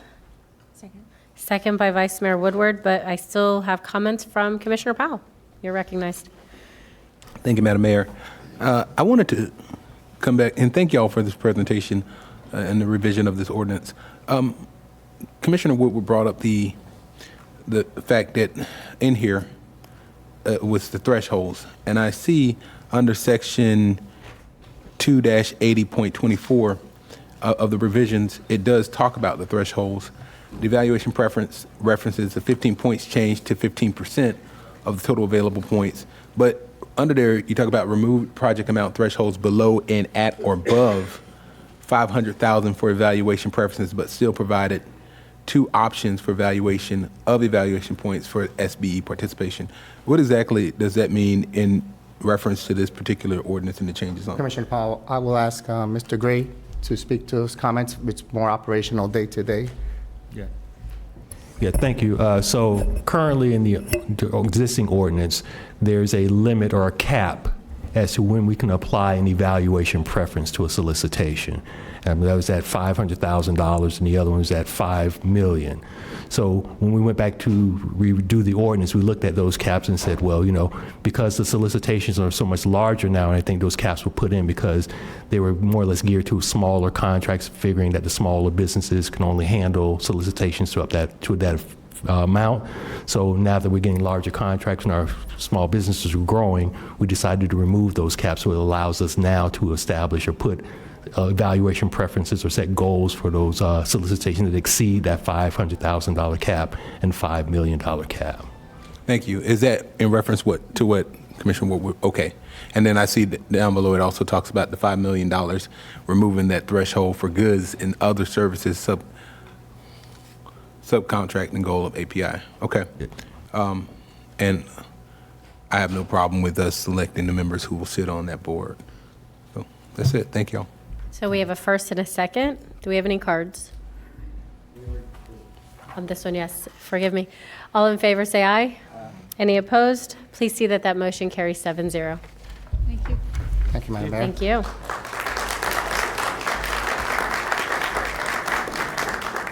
We are going to move on to airports. Does anyone need a presentation? We have a few Thank you. I will entertain a motion to approve item, hold on.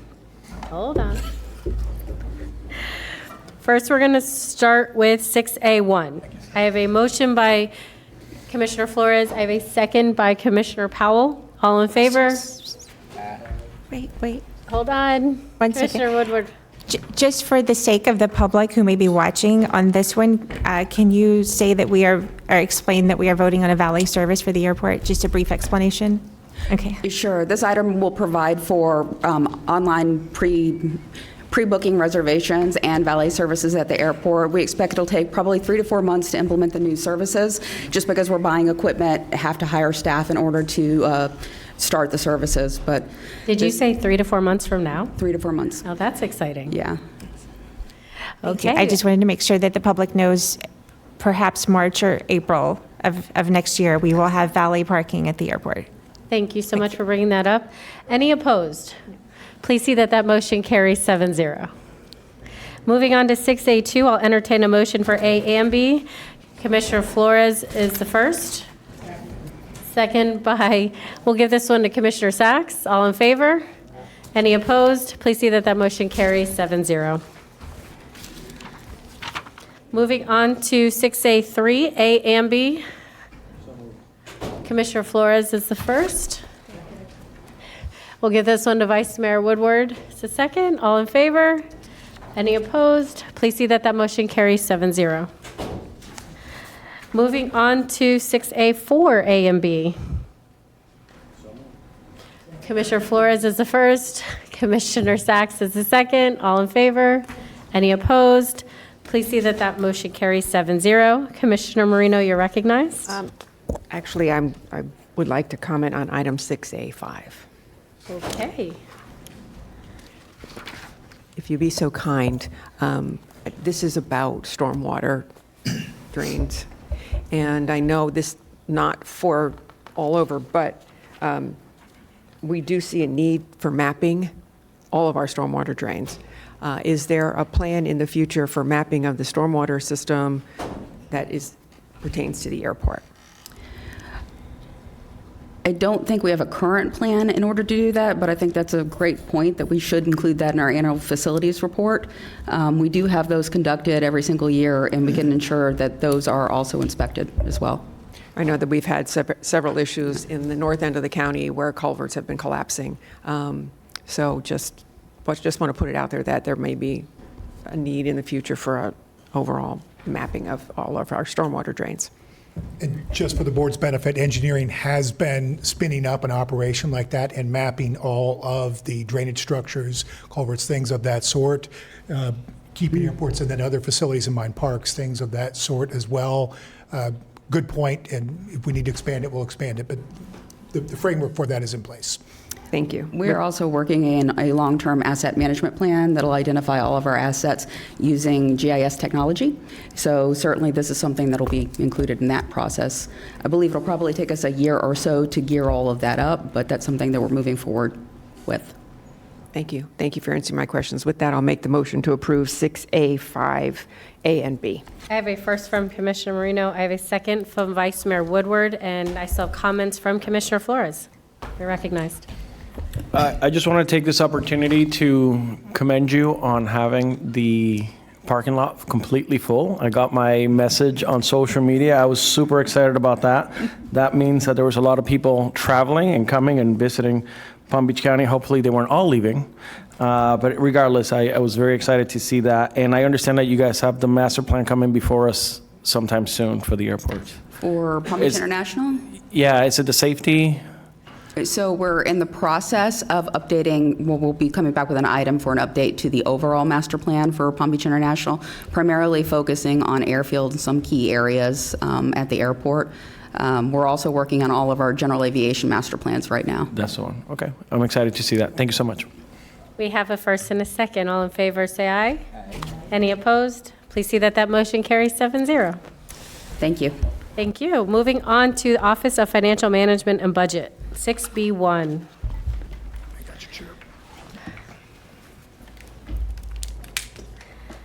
This is in regards to the special election coming up. Motion to approve. I have a first by Commissioner Flores and a second by Commissioner Sachs. Does anyone have any questions? All in favor, say aye. Question, Madam Mayor. Commissioner Powell. And it's not really a question, just so that for the benefit of those who are watching, they understand this is really important because there is going to be election. What we're doing right now, what does this mean? Just a small presentation. Would you like to give us the 30-second version, Todd? Madam Mayor, this is a special election for the House District 87 seat. Clerk Mike Caruso previously served in that seat, was appointed to Clerk of Courts by the governor, creates a vacancy, and therefore only by special election can those elections be filled. That primary is going to be on the January 13th, and the general election will be on March 24th. And this is the added cost of that special election? That's correct. Will we be getting reimbursed? Yes. Thank you. That is the important part. Not immediately, but we will eventually be getting reimbursement from the state for that. Thank you so much. We have a first and a second. All in favor, say aye. Any opposed? Please see that the motion carries 7-0. And Madam Mayor, if I may, on this particular item, because we are approving the dollars for the special election, we do have to appoint the members of our board and outside members to the canvassing board.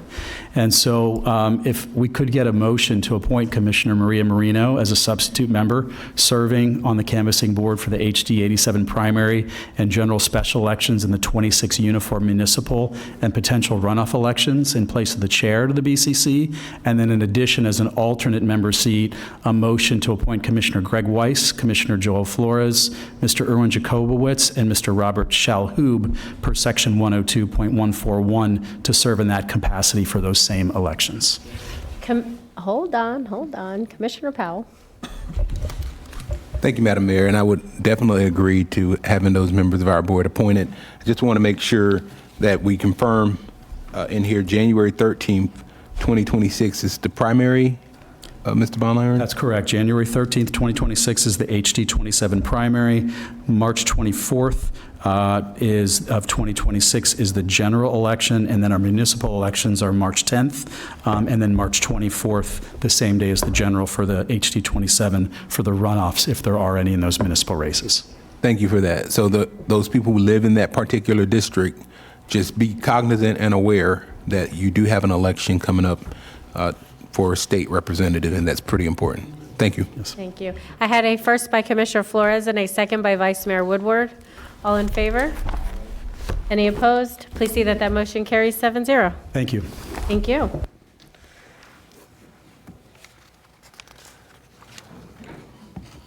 On to facilities and development and operations. I'll make a motion. 6C1A, B, C, and D. I'll entertain a motion. I'll make a motion. We approve items 6C1A, B, C, and D. I have a first by Commissioner Marino. Second. A second by Vice Mayor Woodward. All in favor? Any opposed? Please see that the motion carries 7-0. Sorry you didn't get to sit down. Oh, gosh. Moving on to 6D1, Engineering and Public Works. We have cards on this item? Yes. Good morning, Mayor, Vice Mayor, members of the Board of Commissioners, Administrator Bruzzo. With me is Deputy County Administrator Pat Rutter, handing out copies of the presentation. It's my Deputy Joanne Keller, from the County Attorney's Office, Liz Herman. I got this right. As soon as she gets started. What this is a reopening of a road for a construction project. It's Homewood Road. It looks like you have a picture of this on the slides We do. in your presentation. We do. And this is amending a resolution because the road was closed during the building of this development. It was in 1999, May 1899, that to close that road from access. And the map there shows location of the road, and also we have a bridge not too far away, And the purpose of this conversation is that we got to replace the bridge. When you replace the bridge, that access along the bridge is going to be completely secured during the construction of our project. Thereby, we need to reopen that road. And this is in District 3, so Commissioner Flores, would you like to comment on anything? Yeah.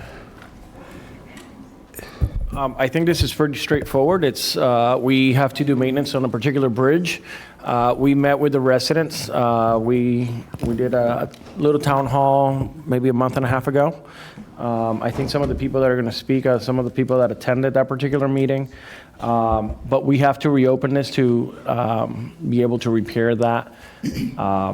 And that's pretty much it. I think that's, I'm in favor of moving this forward and getting some connectivity back into that particular area, especially with the construction of the bridge or the repairs of the bridge. Thank you for that. Commissioner Weiss, you're recognized. Thank you, Mayor. I guess my question is, in your presentation, it talks about the temporary reopening of the roadway. Right. And then in the backup on, or in the agenda item, it says that it's going to be a permanent reopening of the road.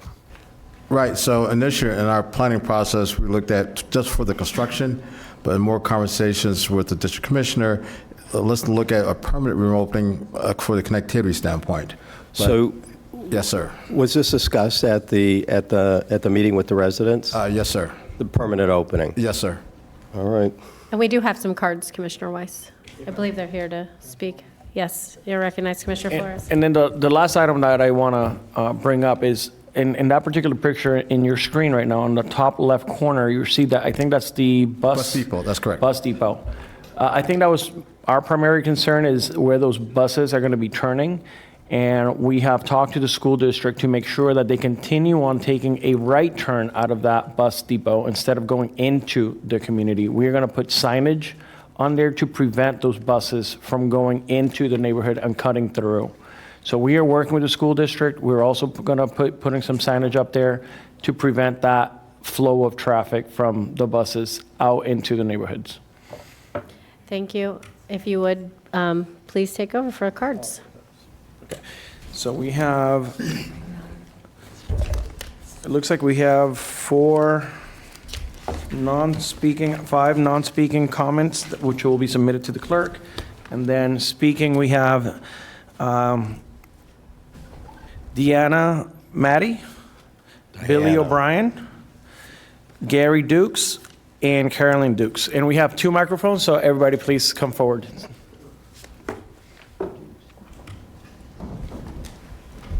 Please state your name for the record.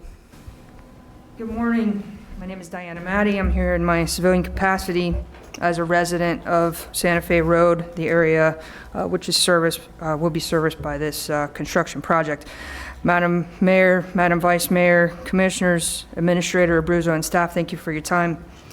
There's a simple fix, I see it, to this agenda confusion of what we were told initially in our community meetings, where this was going to be temporary reopening of Homewood Road. I think if we omit from the agenda item the word permanent, and also where Homewood Road will remain open after the project. The residents all support this bridge being reconstructed. It's very important. It's an old bridge over a drainage ditch. But what we don't support is leaving that road open after the construction project ends. This has been in effect since 1999, and one of the reasons I moved into the neighborhood has that sort of dead-end feel to it. There's not cut-through traffic. On the other side of this, which is not reflected, the bus issue is a non-issue to me because I believe the school board will adhere to that. But just west of that is a large trucking company that has hundreds of tractor trailers coming in and out every day, a large car dealership that was built there, and an auto collision repair shop, which sees tow truck after tow truck, 53-foot-long trailers hauling vehicles in and out all day long. We don't have an agreement with them that I'm aware of to prevent them from going that way, or test driving cars for that matter through the neighborhood. I ask that the simple fix is that you do approve this agenda item to repair that bridge and to work on the road. But when it's done, give us our neighborhood back as we purchased, as we agreed, as was determined in 1999, was the best course of action because of the industrial district that was being built to the west and is now fully built out. So I thank you for your time, and please consider my recommendations for the striking of those permanent language from this agenda item. Thank you. Thank you. Please state your name for the record. Billy Ray O'Brien III, and my house is actually 2497 Ranch House Road, which is not far from Homewood Road right there. Forgive me, I'm going to be all over the place. I just had a newborn on Saturday, and I had no idea Congratulations. about... Thank you. We had no idea about the verbiage change. So as far as we knew, it was going to be temporary. A funny standpoint, back when R99-856 was created, my parents were heavily involved in it. So I was born in the neighborhood, and I was born in '89. So when this happened, I was about 9, and we were never allowed to go anywhere past Ranch House Road, where I live, onto Florida Mango. We always had to be chaperoned because of how dangerous the traffic was. So I'm actually one of the kids that ended up buying in the neighborhood, and now this is my second son. My first son is 5. So he's starting to ride his bike, and he's not good at it. So we really need the neighborhood to stay safe. Also, I'm sorry, again, thank you for letting me be up here to talk. I appreciate it. One thing, like Diana said, on all the documentation that we received, it did say temporary. I believe there was a second one of these that was mailed out before this a while back, or another piece of paper that was close to it that literally labeled it temporary in the verbiage. And for example, like this one here, nothing here shows that it's going to be a temporary or permanent, so it's not like it was an intentional mislead, but none of the neighbors in the neighborhood have any idea that this is a permanent deal. There's no legend on the back of this that shows that it's going to be permanently removed or temporarily removed. And also, to back this up, because I live right on Florida Mango, so this is a problem for me. I went out yesterday, I left my wife in the hospital with my newborn and went home and got petitions signed by everybody that's on Florida Mango Road and Homewood Road that shows that they had no idea this was permanent. They literally have signatures here citing that it's a temporary resolution for Homewood Road being opened up.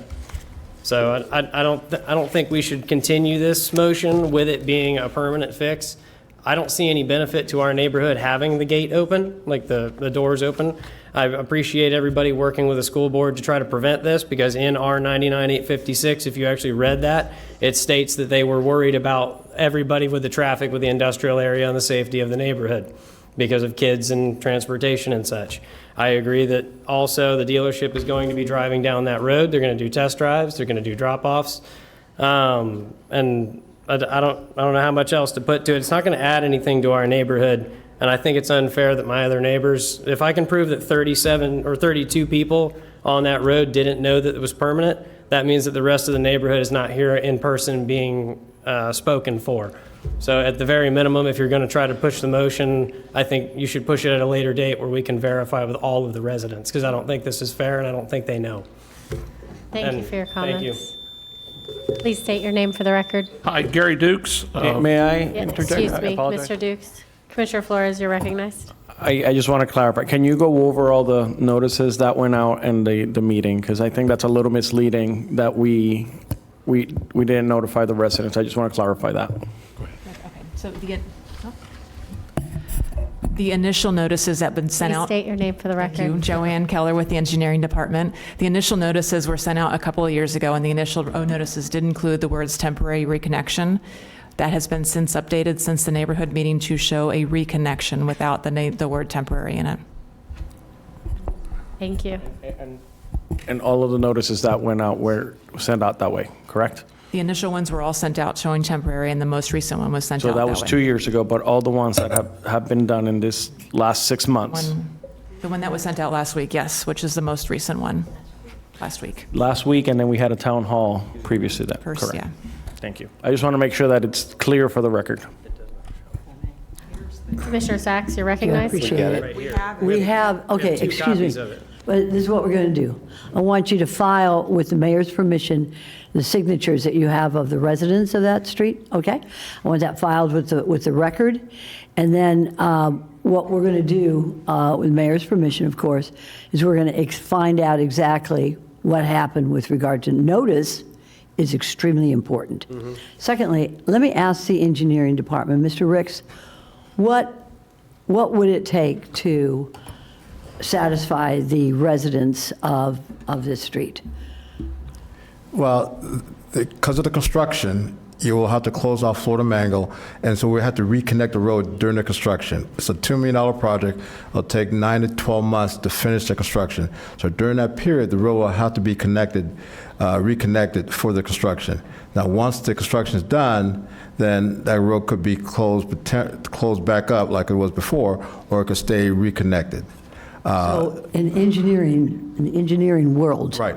Yes, ma'am. Does it make any difference to satisfy what the folks want in having that road closed and safe? We could do either way. Okay, that's all I need to know. Thank you, Madam Mayor. Thank you. Thank you, Commissioner Sacks. Commissioner Weiss, you're recognized. Thank you, Mayor. You have a flyer there. I'd ask that we receive that. I'd like to see what it actually says. Thank you. But I do not have the original from 2 years ago where it does say temporary. I apologize if it looked like I was playing in my phone. I was looking for my text from my wife because I couldn't remember when you guys sent it. 2 years is way, way out for this to change. I understand. Thank you. Thank you for that. And then do we have the current flyer that went out? This is it.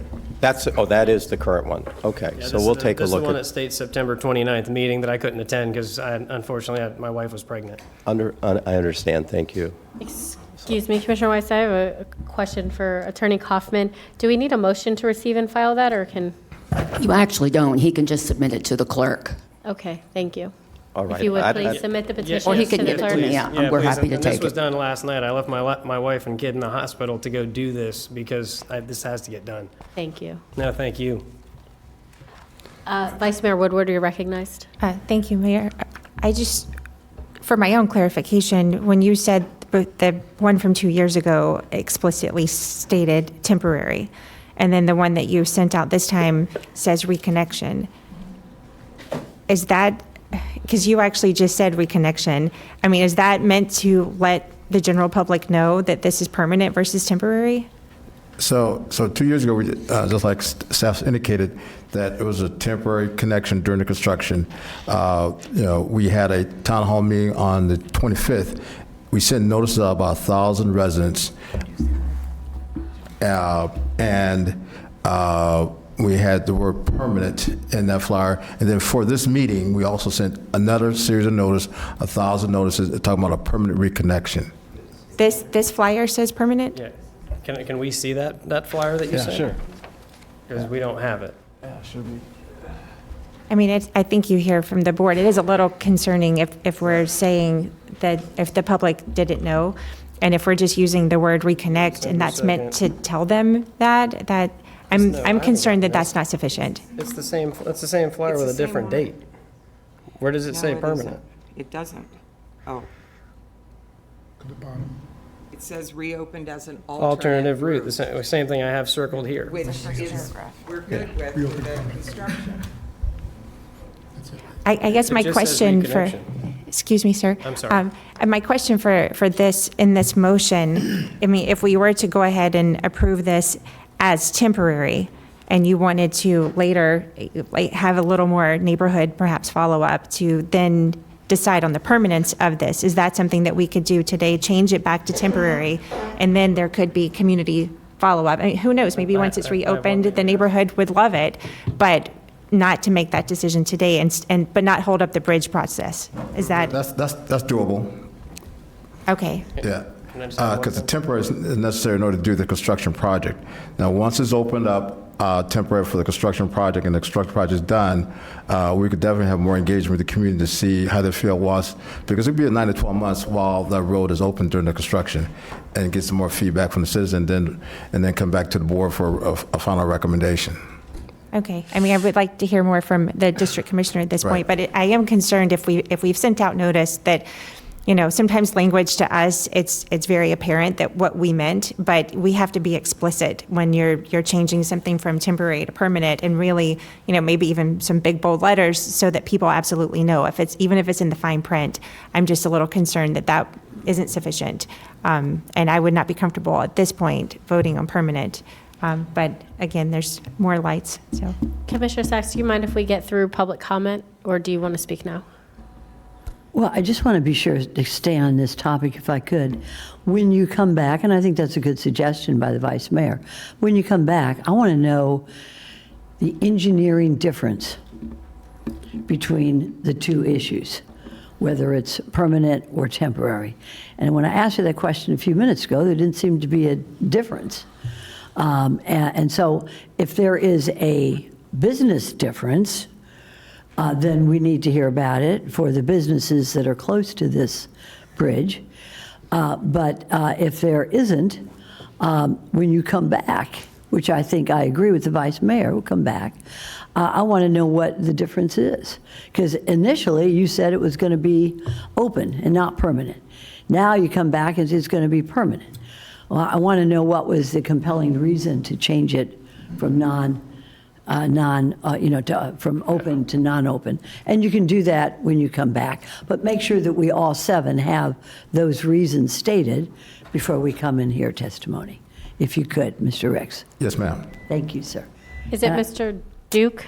Is that Yes, Gary Dukes, lifelong resident of Palm Beach County, and I live in Ranch House Estates right there. As a concerned citizen, I attended all the meetings. I don't know where the reference to the 25th comes from, but the meeting was on the 29th. It was at the Palm Beach County Library. I attended, and we all spoke against permanent opening of that road. Nobody spoke in favor of permanently opening it. The reason it was closed in 1999 is because it's an industrial complex was built there. 26 years later, it is there. Now you also have the trucks, you also have all the employees using this road. You know, it's going to be a real problem in a residential neighborhood. Meadow Park School is right down the street. Too close for the children to ride a bus, so they all ride their bikes and they walk to school. If you open this to traffic, God help us. Also, at the meeting, I attended a meeting on the 29th, which was held in Green Acres, and that was held by, I guess, consultants for Palm Beach County, and nobody there seemed to have any interest in what we had to say. You know, I talked to, I was blue, and there was very little interest, and most of them had no idea what I was talking about. So that was not pleasant. Anyway, I would appreciate it if we could permanently close the road after the construction is completed. I believe what you're referring to on the 29th was a transportation master plan in Green Acres That's Community correct. Center. Okay, just wanted to clarify that. Thank you, Commissioners. Thank you. Thank Please state you. your name for the record. My name is Carolyn Dukes. And just so you know, there are no businesses in our neighborhood. It's on Congress Avenue. We're talking Florida Mango. So they would be coming through our neighborhood to get to Florida Mango. So in 1999, Homewood Road and Farmdale Road were closed as a condition for a zoning change. My husband and I worked on this project at that time. He just told you that. The school board agreed to close these roads as a condition for approval to build a warehouse along Homewood Road in 1989.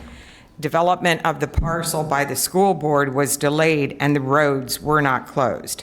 In 1998, a private property owner, CHS Properties, petitioned for a zoning change to allow development of commercial warehouses in the area. As a condition of the zoning change, CHS Properties agreed to pay for the permanent closure of Homewood Road and Farmdale Road. CHS Properties fulfilled their obligation and permanently closed both roads at their expense. Since the roads have been closed, several warehouses have been built, and the school board has improved their parcel and currently utilize it for school buses with supporting facilities buildings.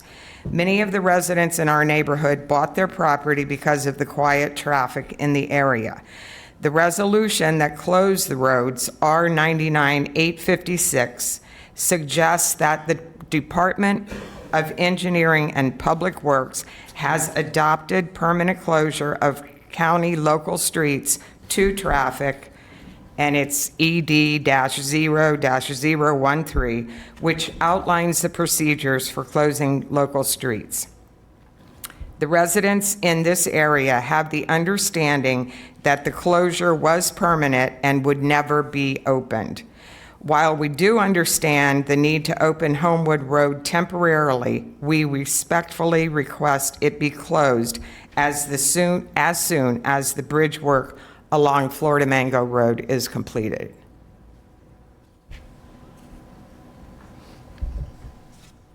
Commissioner Flores, you're recognized. I believe that concludes all the public comments. My comments are going to be brief. I don't know exactly how the verbiage went out. I do know that when I attended the meeting, it was reopening the road. I know that this has caused a little bit of stress from some of the neighborhoods, so I am going to make a motion to approve this on a temporary basis so that we can continue on with the project, and then we can revisit the reopening if that's what we want to revisit at a later time. I have a first by Commissioner Flores, a second by Vice Mayor Woodward. All in favor, say aye. Any opposed? Please see that that motion carries 7-0. I have a question. So for now, it's on a temporary basis, the reopening. When it's going to be revisited, will we be notified or will it be slipped under the rug? Staff, please make sure they're notified. Yeah, we'll make sure everyone's informed. Thank you. We have to come back for. Perfect, thank you. Yeah. Thank you very much. And where do I file these documents? I'm sorry? Okay. With the clerk. Awesome. Thank you. First time in here. Thank you very much. Moving on to Yeah, thank you. 6E1, Housing and Economic Development.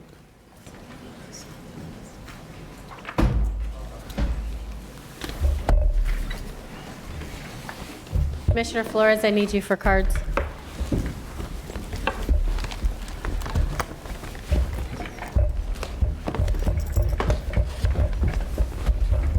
(6E1)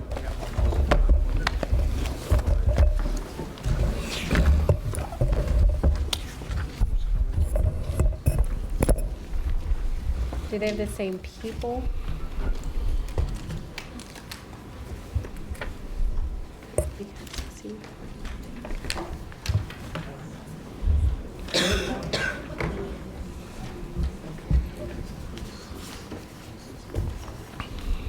So here, this is what I mean. What I'm saying is they only get one card.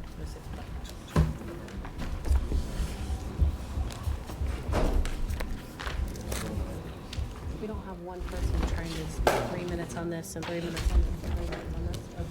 All right.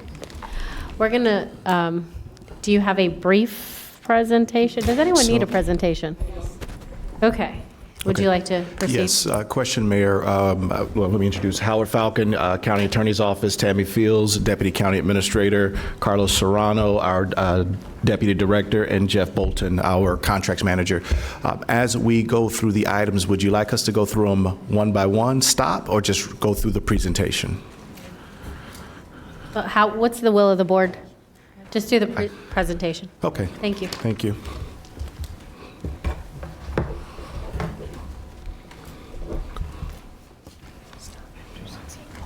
Okay. Good morning. Good morning, Madam Mayor, Vice Mayor, Commissioners. As you'll recall, in November of 2022, the voters of Palm Beach County approved an issuance of up to $200 million of general obligation bonds. This funding is being made available through the Housing Bond Loan Program, offering low-cost financing to developers of rental and for-sale workforce and affordable housing. The most recent set of RFPs was issued in June of this year and has resulted in the projects that are being brought to you today for conceptual approval. After conceptual approval, the projects will go through underwriting, then be brought back to you for final approval. The for-sale housing RFP did not result in any responsive proposals, and there are no for-sale projects for your consideration today. Jeff Bolton is going to speak to the workforce housing RFP. Excuse me, could you repeat that last part? Did you say there are no for-sale projects included today? That is correct, ma'am. Thank you. Thank you. The workforce housing program projects are for 60 to 110 AMI. We had 2 responsive projects. The first one is from Marina Annex, previously known as Judge Rogers Court. It is a requested amount of $15.3 million. It's going to provide 175 total units, 158 of which will be designated as county-assisted units. The county investment per unit will be $96,835 per unit for the 158 units. The second proposal is for Lake Worth Station. The requested amount is $1,059,223,000. It's located in Lake Worth, has 91 units, 13 of which are designated as county-assisted units. The remaining units are already obligations through the PB&Z workforce housing program. The county investment will be $81,478 per unit. The summary is we're getting $359,223 for 171 units at 95.688 per unit.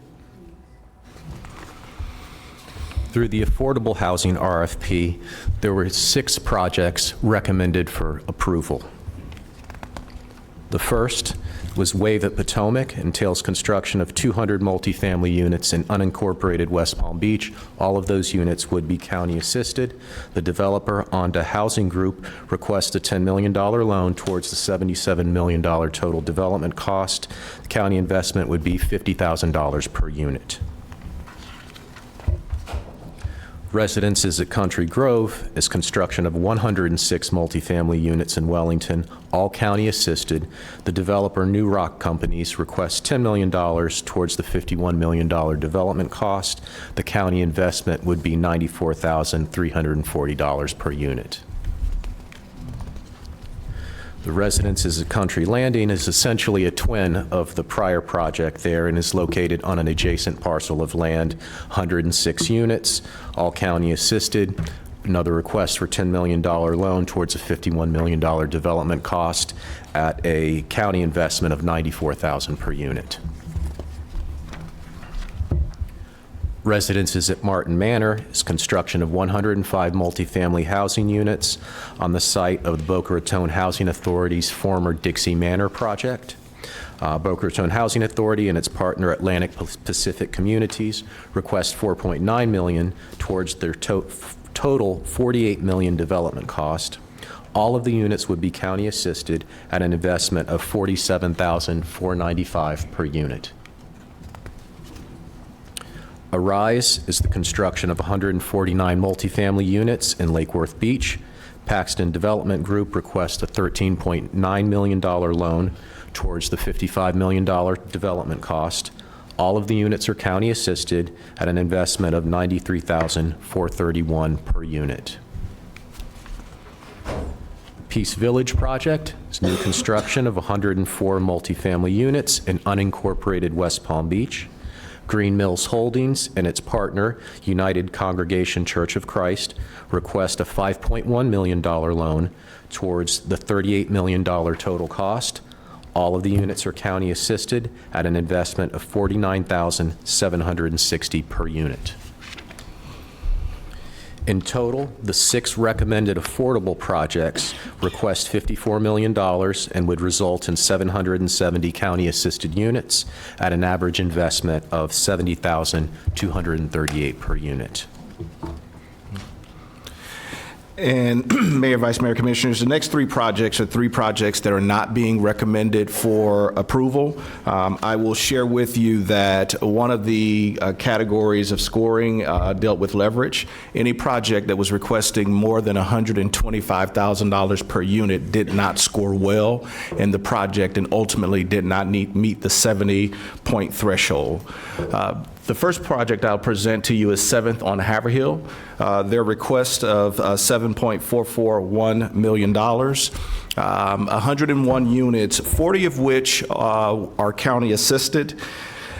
One of the things that we realized in conversations with this developer is that they asked for additional density from planning, zoning, and building. They were awarded additional density. They were under the impression that they could not count those units toward the county-assisted units. Had they counted those units toward county-assisted, they would have been under the 125. They would have been at 73,000. In later conversations with them, they are willing to do 101 units, but unfortunately, we could not change the proposal. They need to request that of the board as part of today's discussion. The second project's by the same developer, 2823 Broadway. Their request was 17,151 units that would all be county-assisted units. Their county investment was at 113,000. Excuse me, one moment, sorry. Commissioner Flores, did you wish to speak now? No, I'll wait till the end. Oh, okay. Sorry. Okay, sorry about that. No, thank you, Vice Mayor.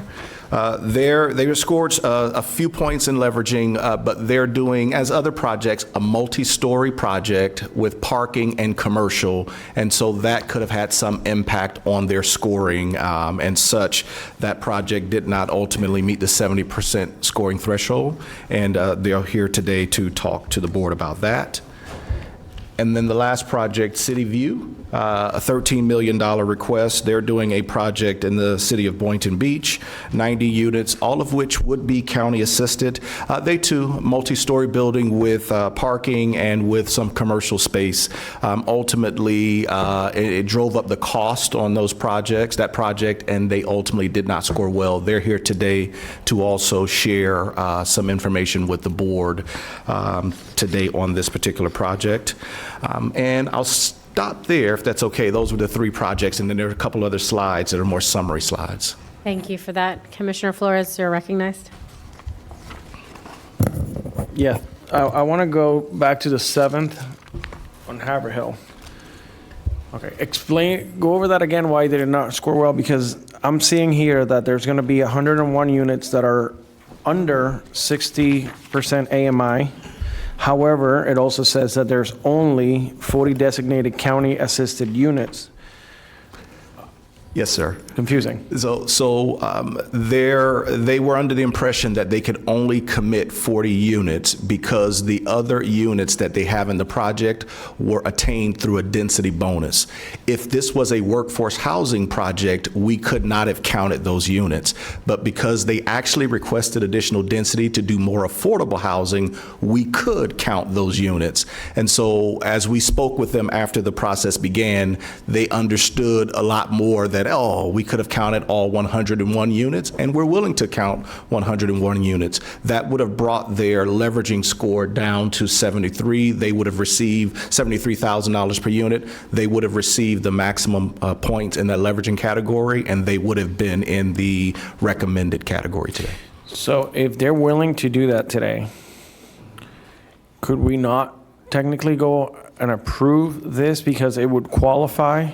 And I just want to make sure that, because otherwise we're going to have to wait another 6 months before it comes back before us. Is that correct? The board can, yes, sir. The board can make that decision, but staff could not. We could not change their proposal. Okay. So you're bringing it up to our attention because if we wanted to do something and they're willing to commit to that 100 or 101 units, they would technically qualify.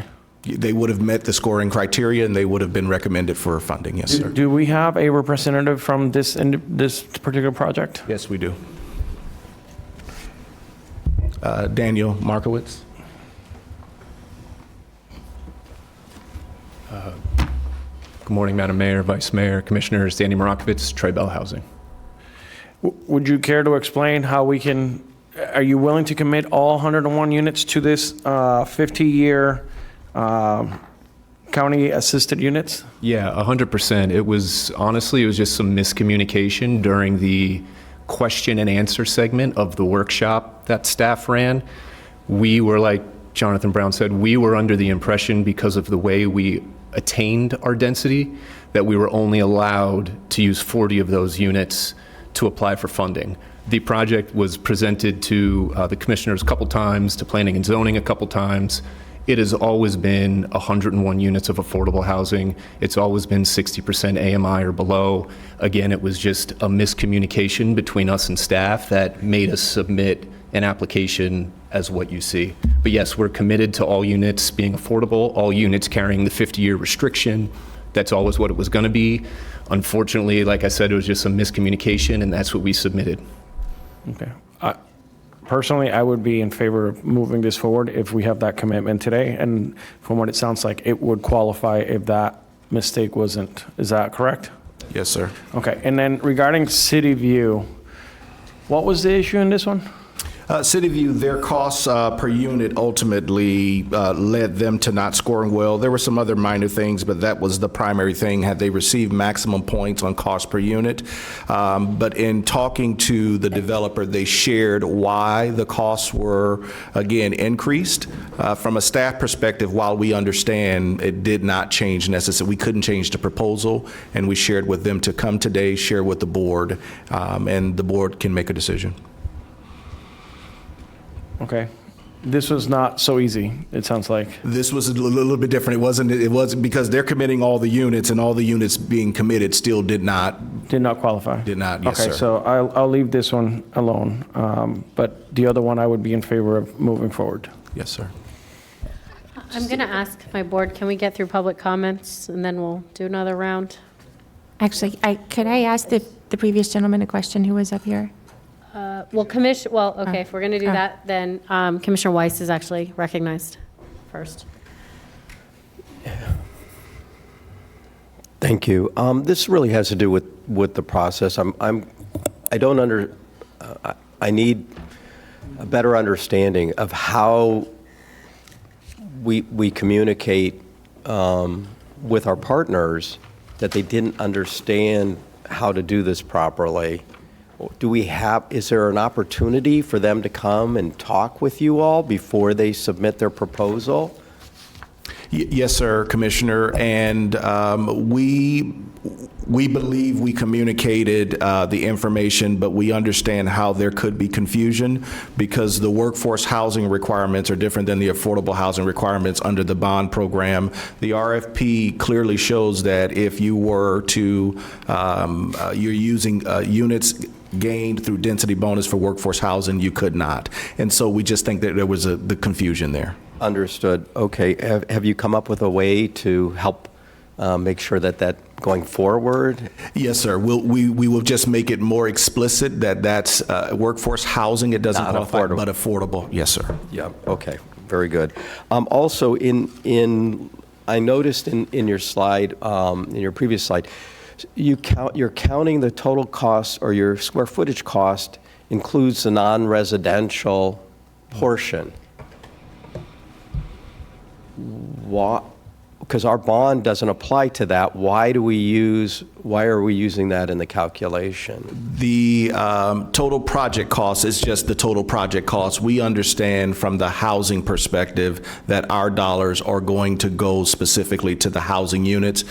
We've had the conversation at least with 2823 Broadway and with City View, again, sharing how much of that cost is going to be for the commercial piece, how much of that cost is going to be toward the parking structure. But unless that's parsed out in the proposal, we wouldn't know anything other than total project. Yeah, it needs to be clarified because as my understanding of that bond does not cover the utilization for those other uses. You are correct. So I think it needs to be broken out clearly. I also think that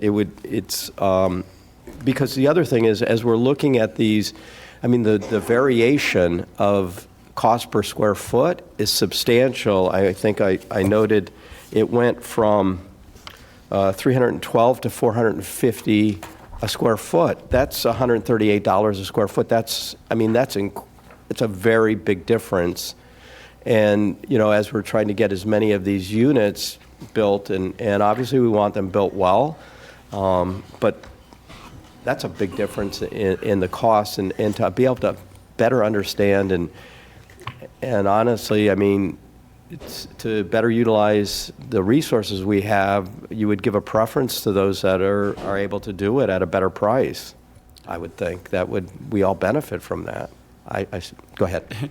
we distinguish between the total cost and the amount of county investment. I saw that. And so when we're calculating the total cost, that includes the entire construction, and so we're just trying to show the difference in the construction. And so that's how we total cost for the total project, and then we take the total square footage just to get a square foot for comparison processes.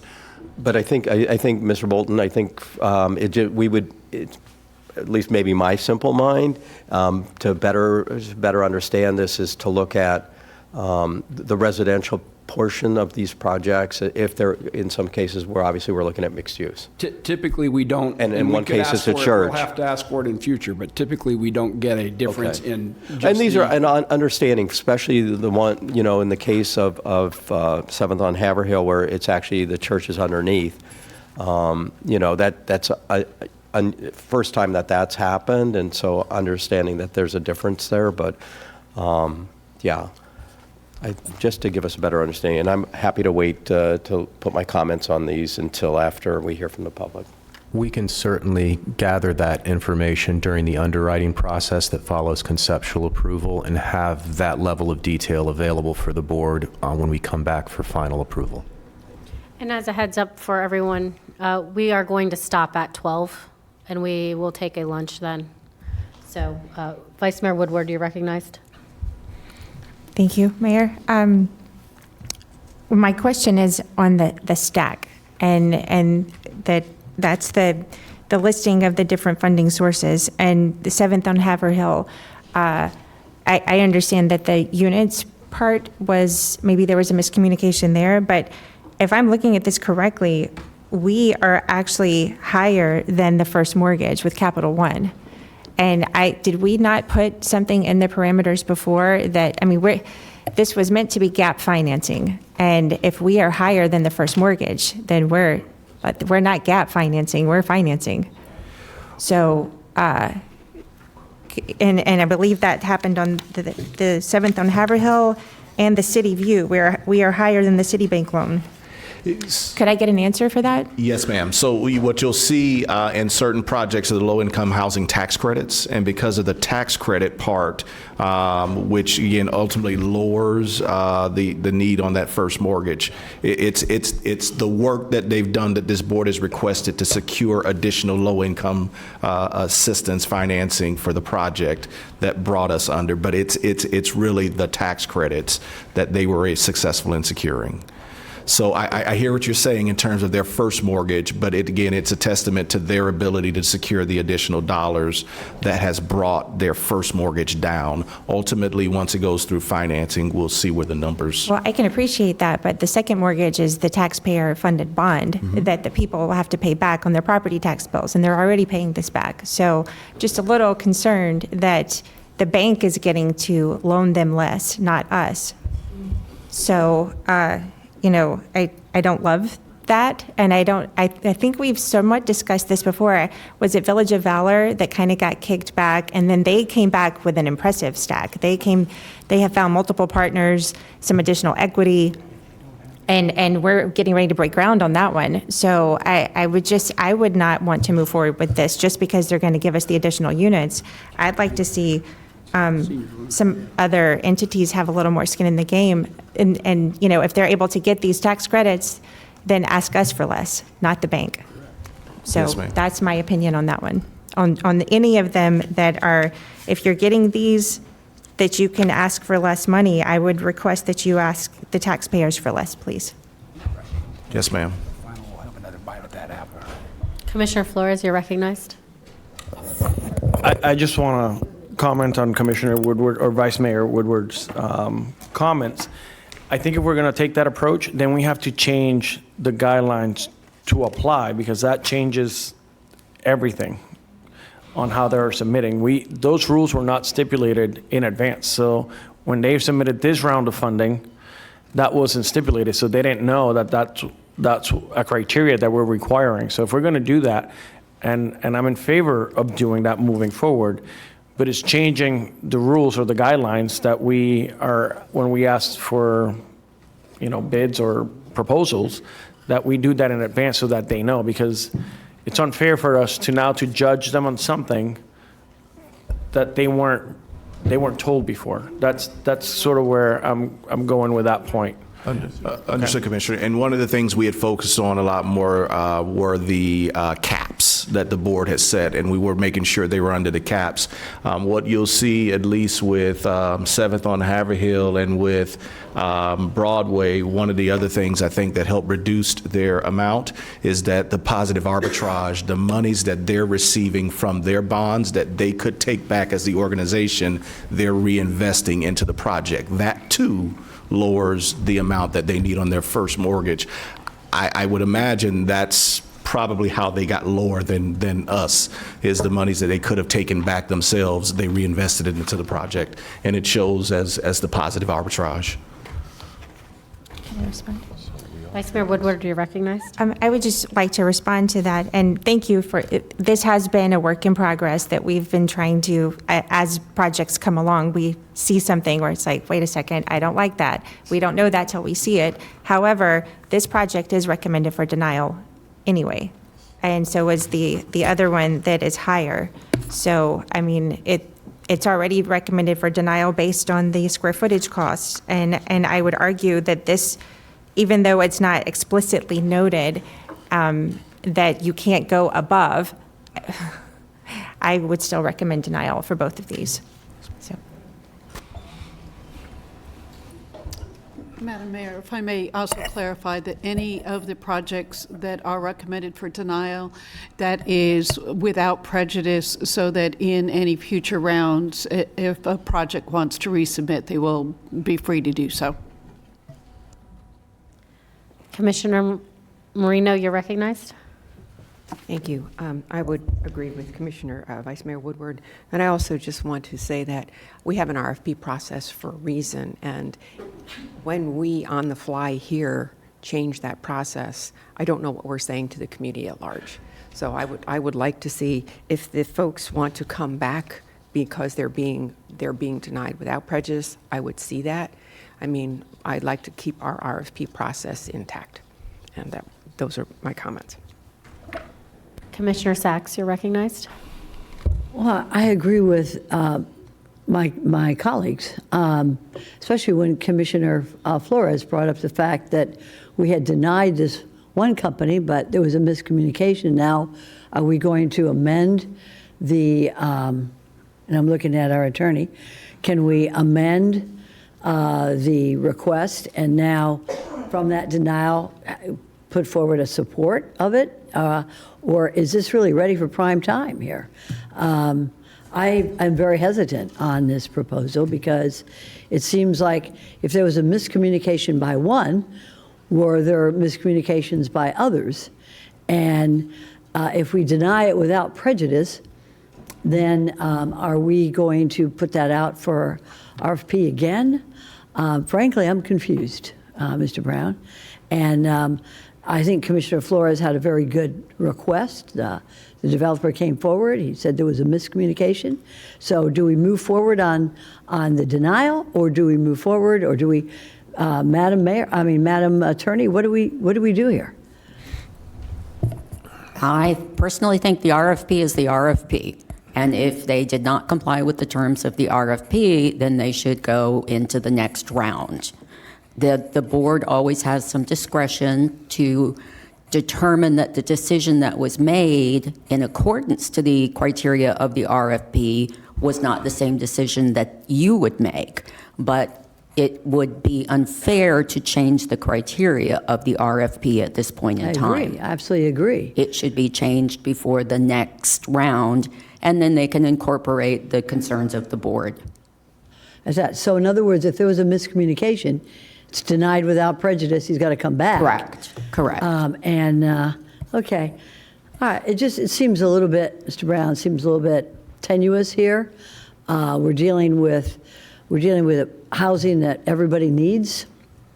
How quickly can you all come back with this second round? The next round of RFPs are going to be issued in the first quarter by March of 2026. So we're losing 90 days on this. Yes, ma'am. And there could be differences in interest rates and, I mean, it just doesn't seem comfortable to me. I appreciate my colleagues. They brought up some issues, and so I'm just not comfortable with it right now. All right? Thank you, sir. Mr. Brown, if we approve all these projects today, how much money is left in the $200 Great million question. bond? So if you approve all, we'll look at the combined balance scenarios at the bottom, the last chart. If you approve all 11, there's 44.4 million. If you approve the recommended projects, there would be 81.9 million left. But if we approve all of them and then include 7th on Haverhill, I believe it was called, into that. If you were to just approve 7th on Haverhill at their 7.5 million, so you'd be talking about 74 and change Left. available. Yes, ma'am. And, you know, as much as I am for making processes better and more simple, I do have to agree that at this point, are we going to change it again for the last round of the rest of this money? I would have to ask the board. But I'm going to hear back from my board members first before we go down that route. Commissioner Powell. Madam Mayor, I went back and forth on this, but I believe that the process that's been put in place and has been properly vetted, these proposals will be, if they're not accepted today, they're without prejudice. The timeline, as Commissioner Weiss has indicated, may be challenging because we don't know what the future holds in terms of timelines. The challenge that we also have is we do have a process, the RFP process, and I understand miscommunication, but I also understand that, you know, there's opportunities to get it right, opportunities to go back and forth and say, hey, did we do this right? Maybe there should have been more communication before we got here today. It's just my thought that to be proper and in order, we leave things as they are. This is, those that are not accepted are accepted without prejudice, and they have the opportunity to come back. I don't know if staff can move quicker than March, but I do believe that the process has been amended several times. It's been continued to be worked on, and I think staff has put it there. I do understand the challenge of miscommunication, but I also do understand in terms of planning and development that the project, as shown, could change when they are ready to submit completely. As you indicated, Commissioner Weiss, the church is under the housing. I don't know if anybody has ever been to church, and I don't know what kind of church everybody attends, but if you've ever lived next to a church, you know it may be sometimes extremely difficult to function because churches play music and sometimes preachers start preaching. I have been to quiet churches, but most of the churches I've been to, there's a difference between preaching and preaching. And it depends on what kind of church it will be, and it looks like a church where they will be preaching. It will be difficult to live under that. So they may end up making changes to that. So I don't know. But I think it's my opinion that the process has been put together, and the process is the process. Unfortunately, I would be in favor of moving forward with what we have today and the opportunity to come back.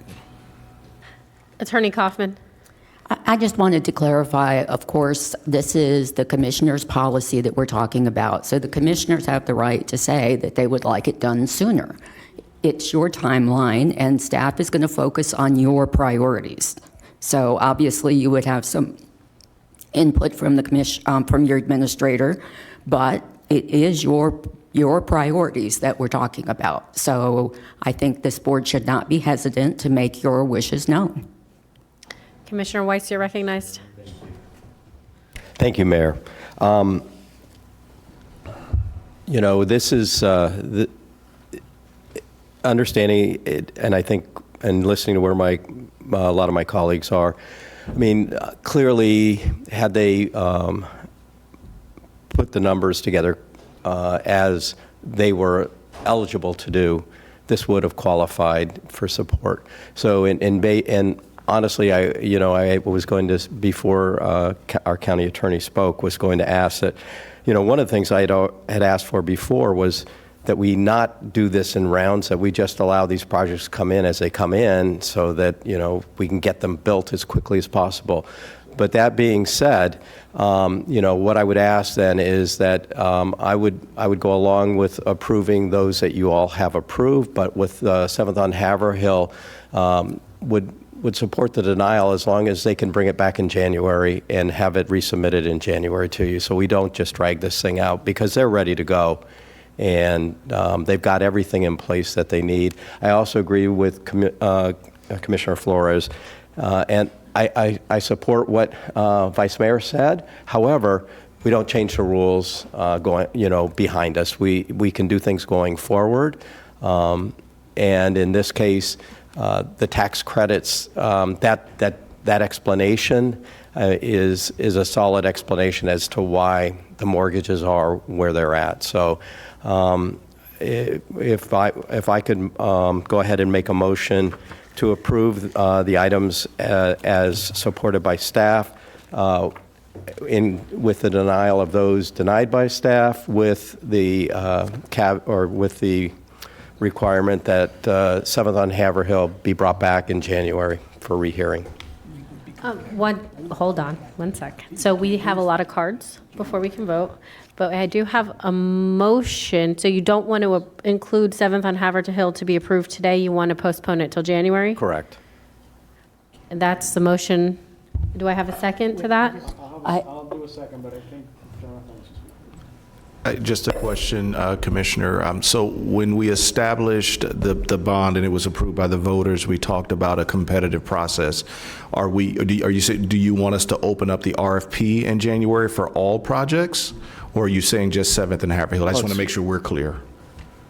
I mean, it's been through the competitive process.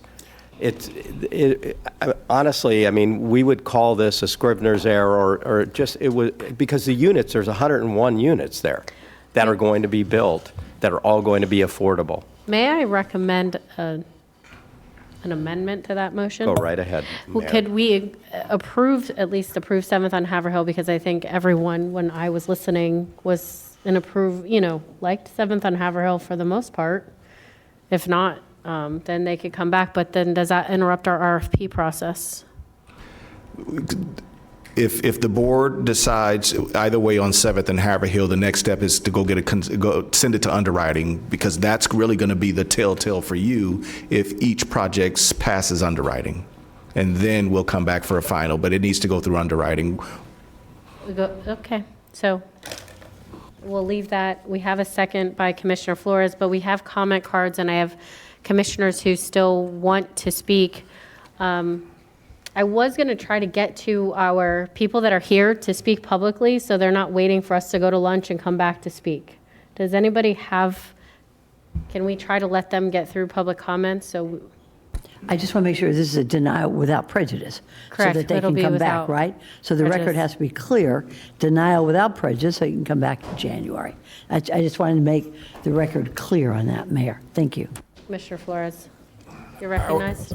Are we saying denial, or are we saying postponement to give them time frame to fix what they got to fix? I believe a denial without prejudice is equivalent to a postponement. But if we deny, do then they technically have to go through the RFP process again?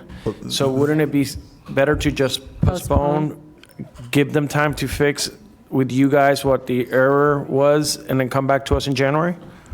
Well, by giving the commitment today to the board, they fixed it. By giving the commitment to the board that they're going to commit all the units. Yeah, I think we postponed that particular item, have them come back in January, which is what Commissioner Weiss recommended. Okay. We deny the one item, and then we approve the 6. Yes, sir.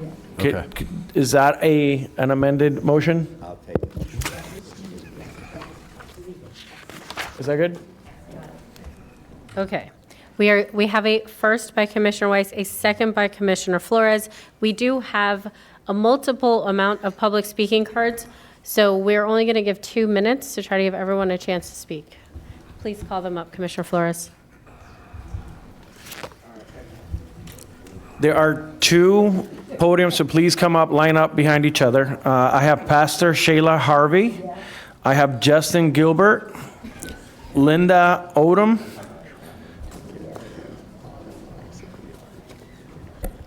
Please state your name for the record. Reverend Dr. Sheila Harvey, and I just want to say thank you on behalf of Peace Village. Thank you so much. Next we have Justin Gilbert and Linda Odom. I'll pass. Justin Gilbert. Justin Gilbert, thank you. Thank you. Wave in support if you don't want to speak. Do you need to follow a particular order? We're on the same item. She would like me to speak first. Is that What's all your right name, if I sir? speak? Francisco. Francisco, Rojo, you're Latin next. Companies. Yeah, go Yes, right ahead. Hi. We're here representing City View. Our main point on City View is, as has been mentioned, the criteria of funding takes into account the funding per unit for the county funding per unit for the project. And City View, what happens is that criteria looks at every project exactly the same. And what is different about City View is City View is the only development in this application cycle that is providing that is making available rental assistance for all of its senior residents. So what is happening is the rental assistance, to give you an idea, a typical one-bedroom unit here might rent for $1,100 under the tax credit program. Two-bedroom unit might rent for $1,200, $1,300. Under the City View model, City View is making available rental assistance. And the difference is it's for seniors. So seniors who are on a $600, $800 Social Security check, they will not pay more than 30% of their rent, of their income towards rent. So these seniors, they could pay $200 for a one-bedroom. They could pay $250 for a two-bedroom unit. That's an incredible benefit that the residents are getting. The other side of the coin of that is because the rental assistance requires the payment of prevailing wages or Davis-Bacon wages. So the issue is that the cost to build a project is higher than that of other projects on a comparable basis. And your criteria doesn't take that into account. So that is how City View is getting penalized. There's other elements of City View that I think there are more details than you may care to get into today. It's a very compact development, structured parking, etc. So it's in a very urban area in the city of Boynton Beach, very walkable. It's a more vertical type construction. So your criteria doesn't take that into account. Thank you. And just to clarify, we are postponing City View, not denying it, right? Is that the one we're denying? That's the one we're denying. That's the one we're denying? Yes, ma'am, that's what we were Thank you. Next, we have, I have Bonnie Miskell, who is waving in support. Oh, yes, okay. thank you. I have Andres De Felice, waving in Thank you. support. I have Daniel Morakowitz. I have Benji Powers, and ma'am, your name is?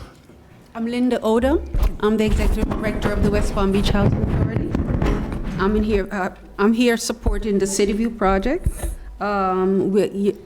Just wanted to say that we have worked with Landmark for a very long time. We have successfully developed 450 affordable housing in Palm Beach County. So Landmark's reputation speaks for itself. So it also offers at this time 90 units of affordable housing exclusively for elderly, which will allow individuals to pay not more than 30% of their income in rent. And as Francisco said, because it has a project based attached to it, the cost of construction is higher. And so that is one of the reasons why leveraging has been affected. So I'm here to support City View. It's not just another development, it is a lifeline for our low-income seniors in Boynton Beach, Florida. So thank you for listening to me and for allowing me to speak today. Thank you. Thank you so much. We do hope you reapply. Danny Morakovich, Tribal Housing. I just wanted to thank staff and the commissioners for your consideration with Haverhill. Bringing it back in January sounds amazing. We're more than looking forward to doing that. we're going to abide by all the rental restrictions, and everything that you guys want to put on the property is totally fine with us. If I might, we do have another project, Broadway, if I could just touch on that a little bit. I know it's getting denied, but I don't know if it's possible to bring that back in January as well, or if this is going back to the other RFP round. But it's a great project in a great location just north of downtown West Palm, in an area that's seeing redevelopment. We have a partnership with the West Palm Beach Housing Authority. We're bringing in a rental assistance program that no other project is bringing in, to bring in more deep affordability to the project.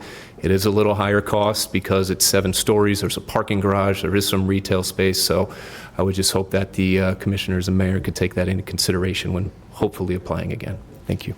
Thank you so much. I got Benji Power, Jasmine Lynch, Jennifer Dixon. There's 2 podiums. Please come forward.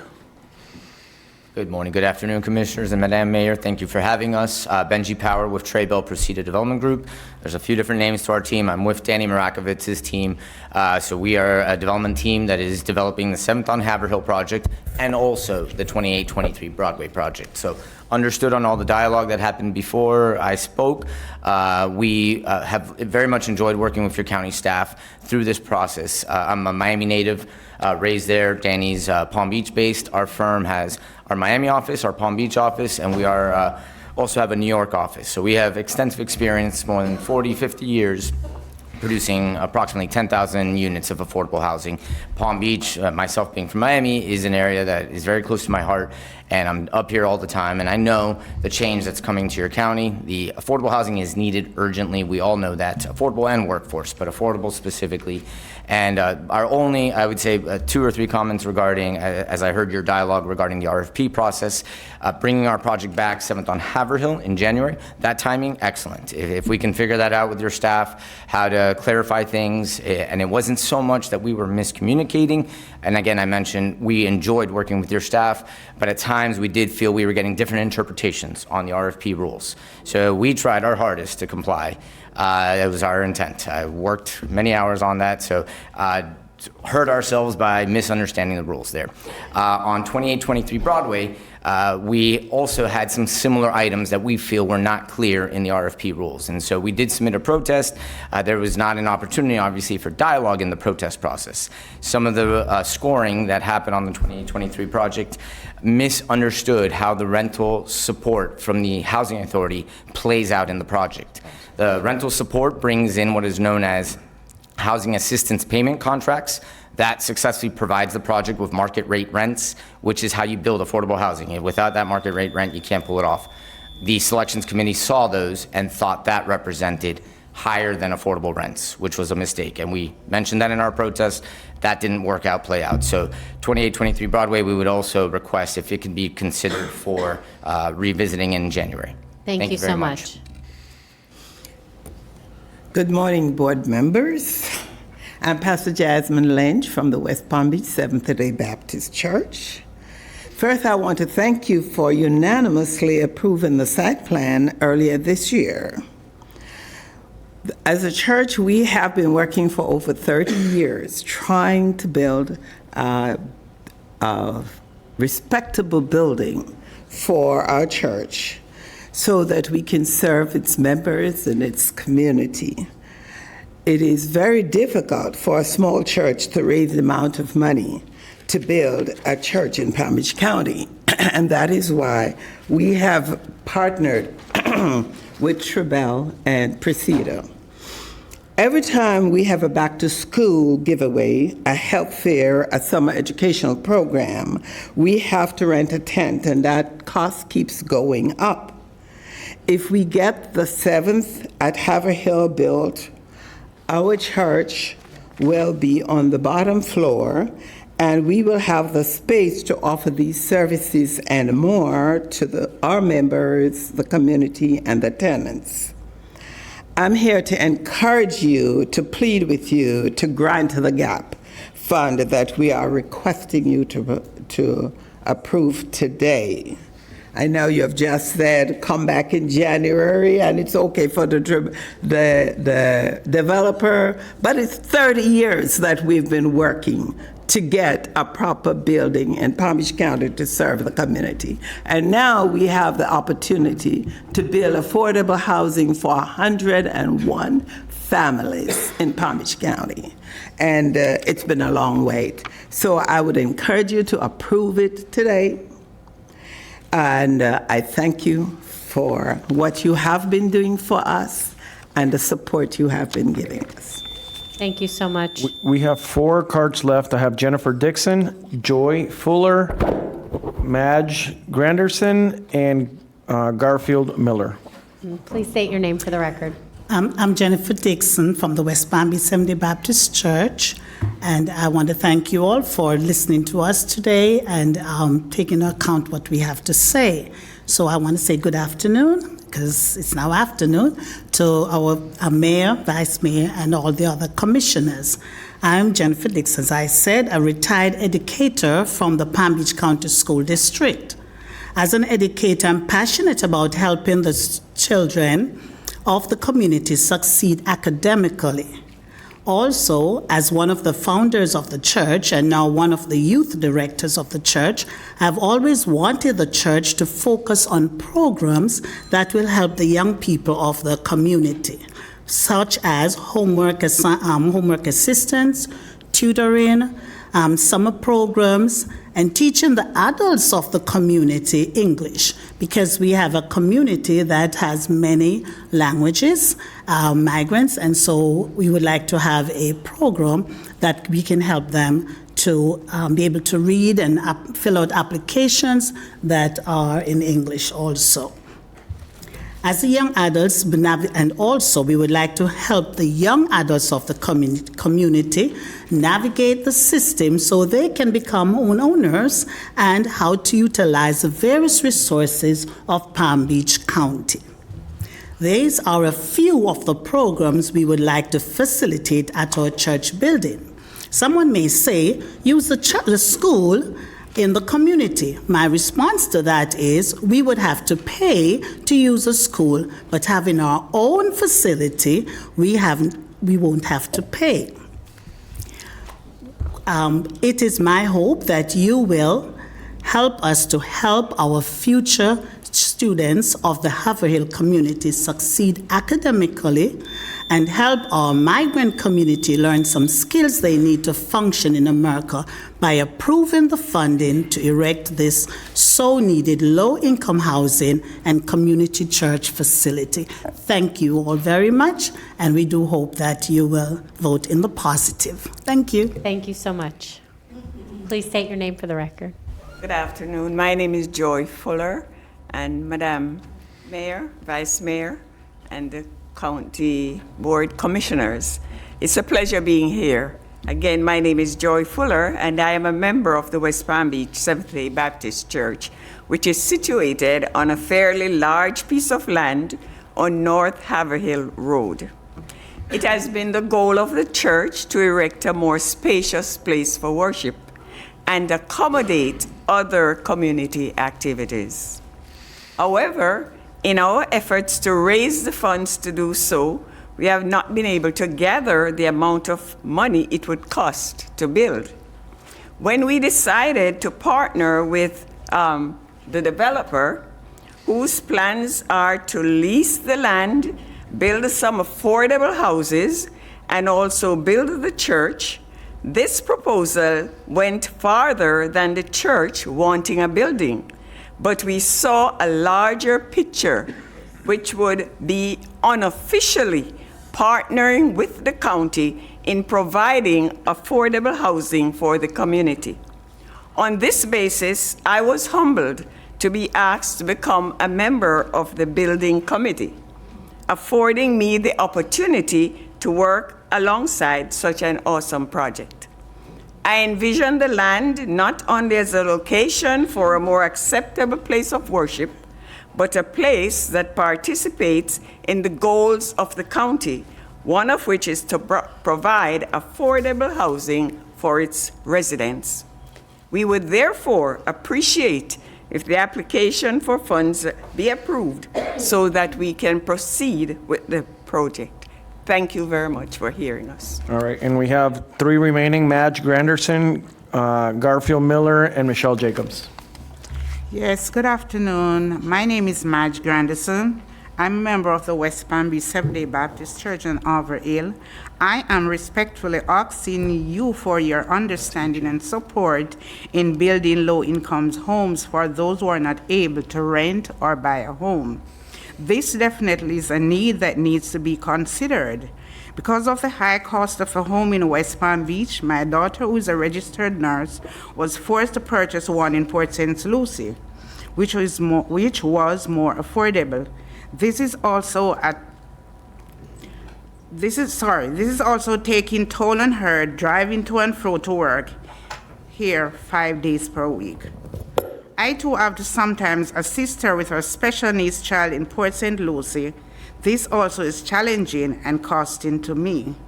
So receiving additional financial support in building these low-income homes would be very appreciated. Thanks in advance for your valuable time and consideration. Thank you. Good afternoon. I am Garfield Miller, lead pastor of the West Palm Beach Seventh-day Baptist Church. I stand to just affirm the fact that the intent was to have 100% affordable housing, and our best outcome would have been to leave here with the approval, but we are certainly honored by the time that was taken to discuss our project. We really appreciate that. I want to explain that we did not arrive at this project without much thought. We have been at this for close to 3 years working on this particular project. One of the things that we have done, we have had our own training in term from an organization called Enterprise, because we wanted to be clear about what we were going into. And so for several months, we worked with them and we were able to understand what it is that we are looking at.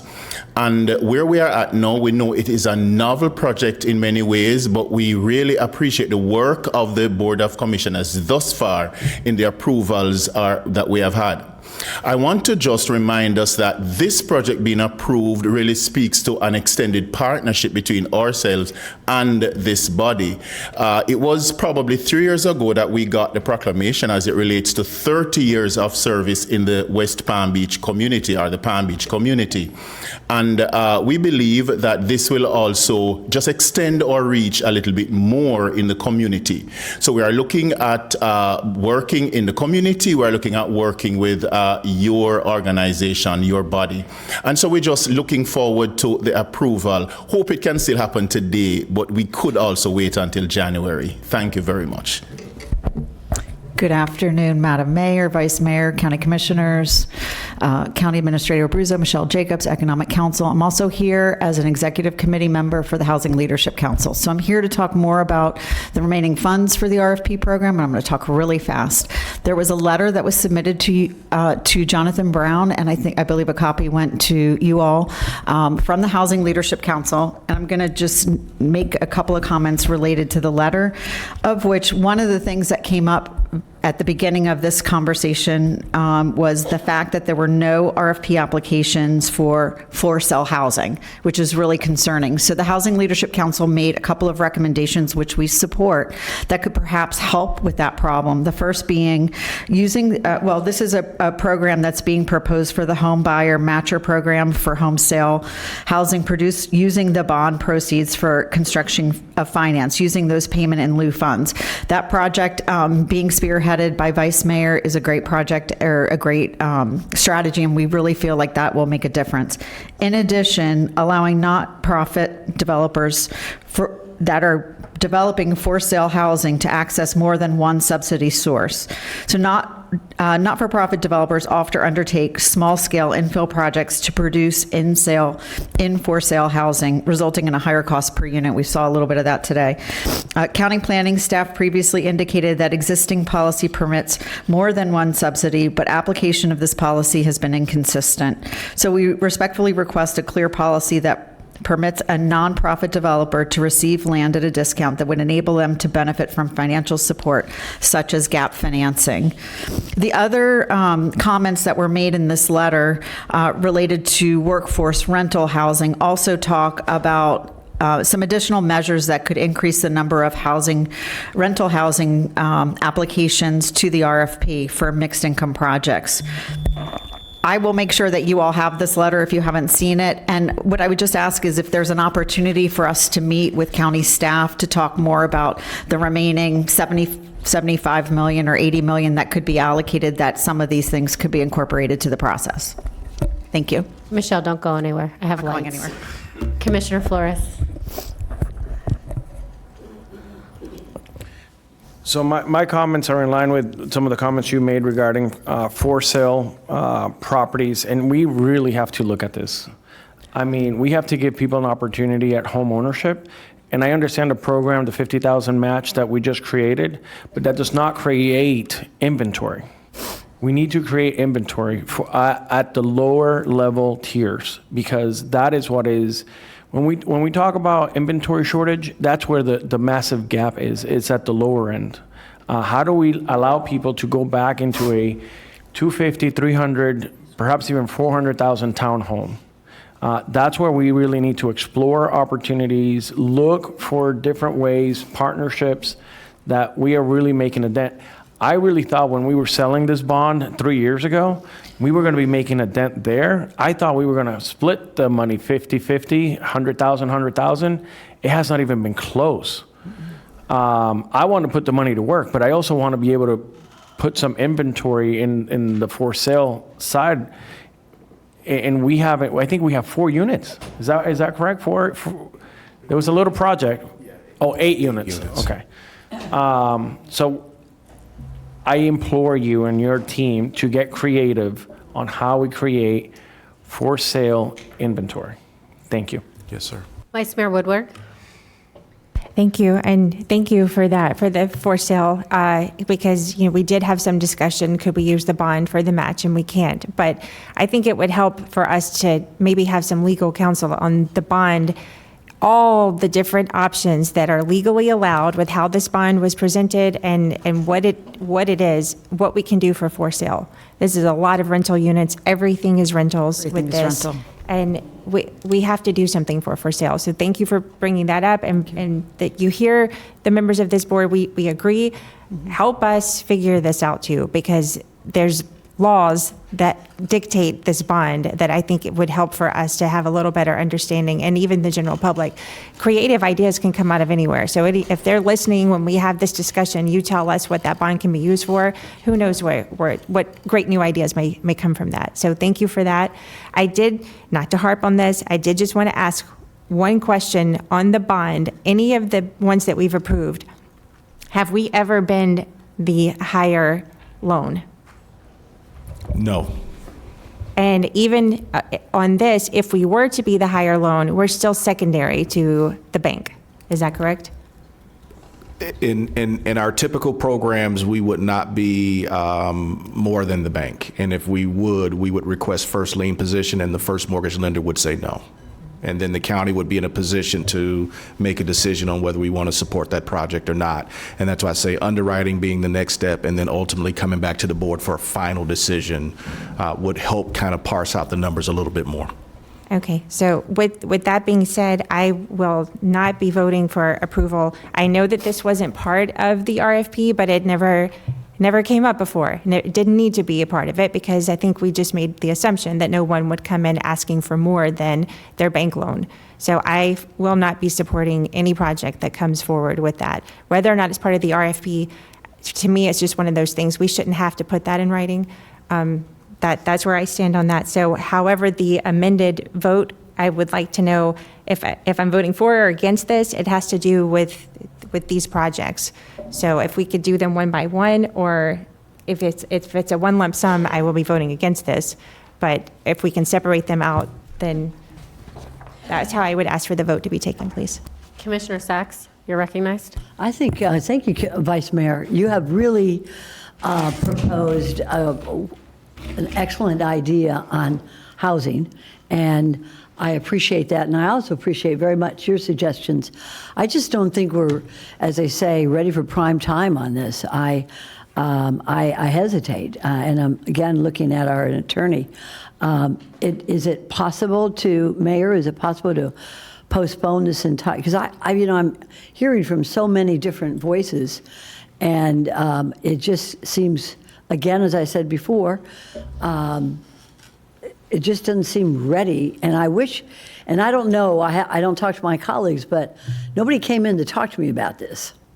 I don't know if any of my colleagues had the benefit of having staff come in and talk to them about it, but I didn't, and I think a couple of us did not, and I think that maybe, and I agree with our Vice Mayor that this is not something that is necessarily ripe for us to vote on one way or the other. So I'll leave it up to you, Mayor. We will do a roll call vote. We have a first from Commissioner Weiss. We have a second from Commissioner Flores.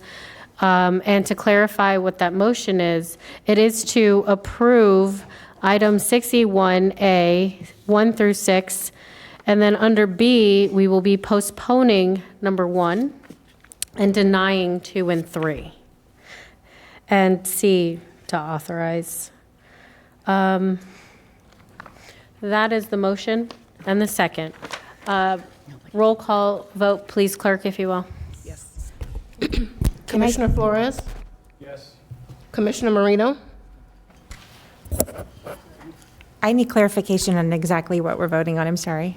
So we are voting on item 6C1A, 1 through 6 to be approved. Can we vote on 6E1A1 and then 2 and then 3? That's not the item. That isn't the motion. Okay, then. And then B, 1 would be postponed, 2 and 3 would be denied. Could I clarify something real quick? Sure. The motion is a postponement on item or 7th But and the denial Haverhill. is also, is that what you were getting at? Without No, I was prejudice? just saying that voting for this today does not necessarily approve 7th and Haverhill, that it's going to come back to us. I just want to postponing clarify it that. till Yeah, January. postponed. So for clarification, can we vote on these two items separately? Can we vote on E1A as one item and EB1, 2, and 3 as another item? Well, we currently have a motion that we're voting on. So I will offer a substitute motion that we vote on each of these as a group separately. Second. Okay. And I have a second. Can you have a substitute when you're already voting? I was the person who was the next person to vote, so. Yeah. Yes. Yeah, we already started taking a vote. No, then you should finish the vote. Thank you. So please continue, clerk. Shit. Commissioner Marino?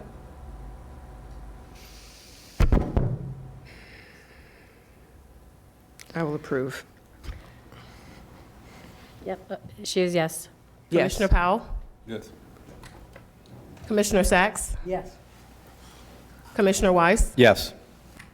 Vice Mayor Woodward? No. Mayor Baxter? Yes. 6-1. Thank you. Please see that it passes.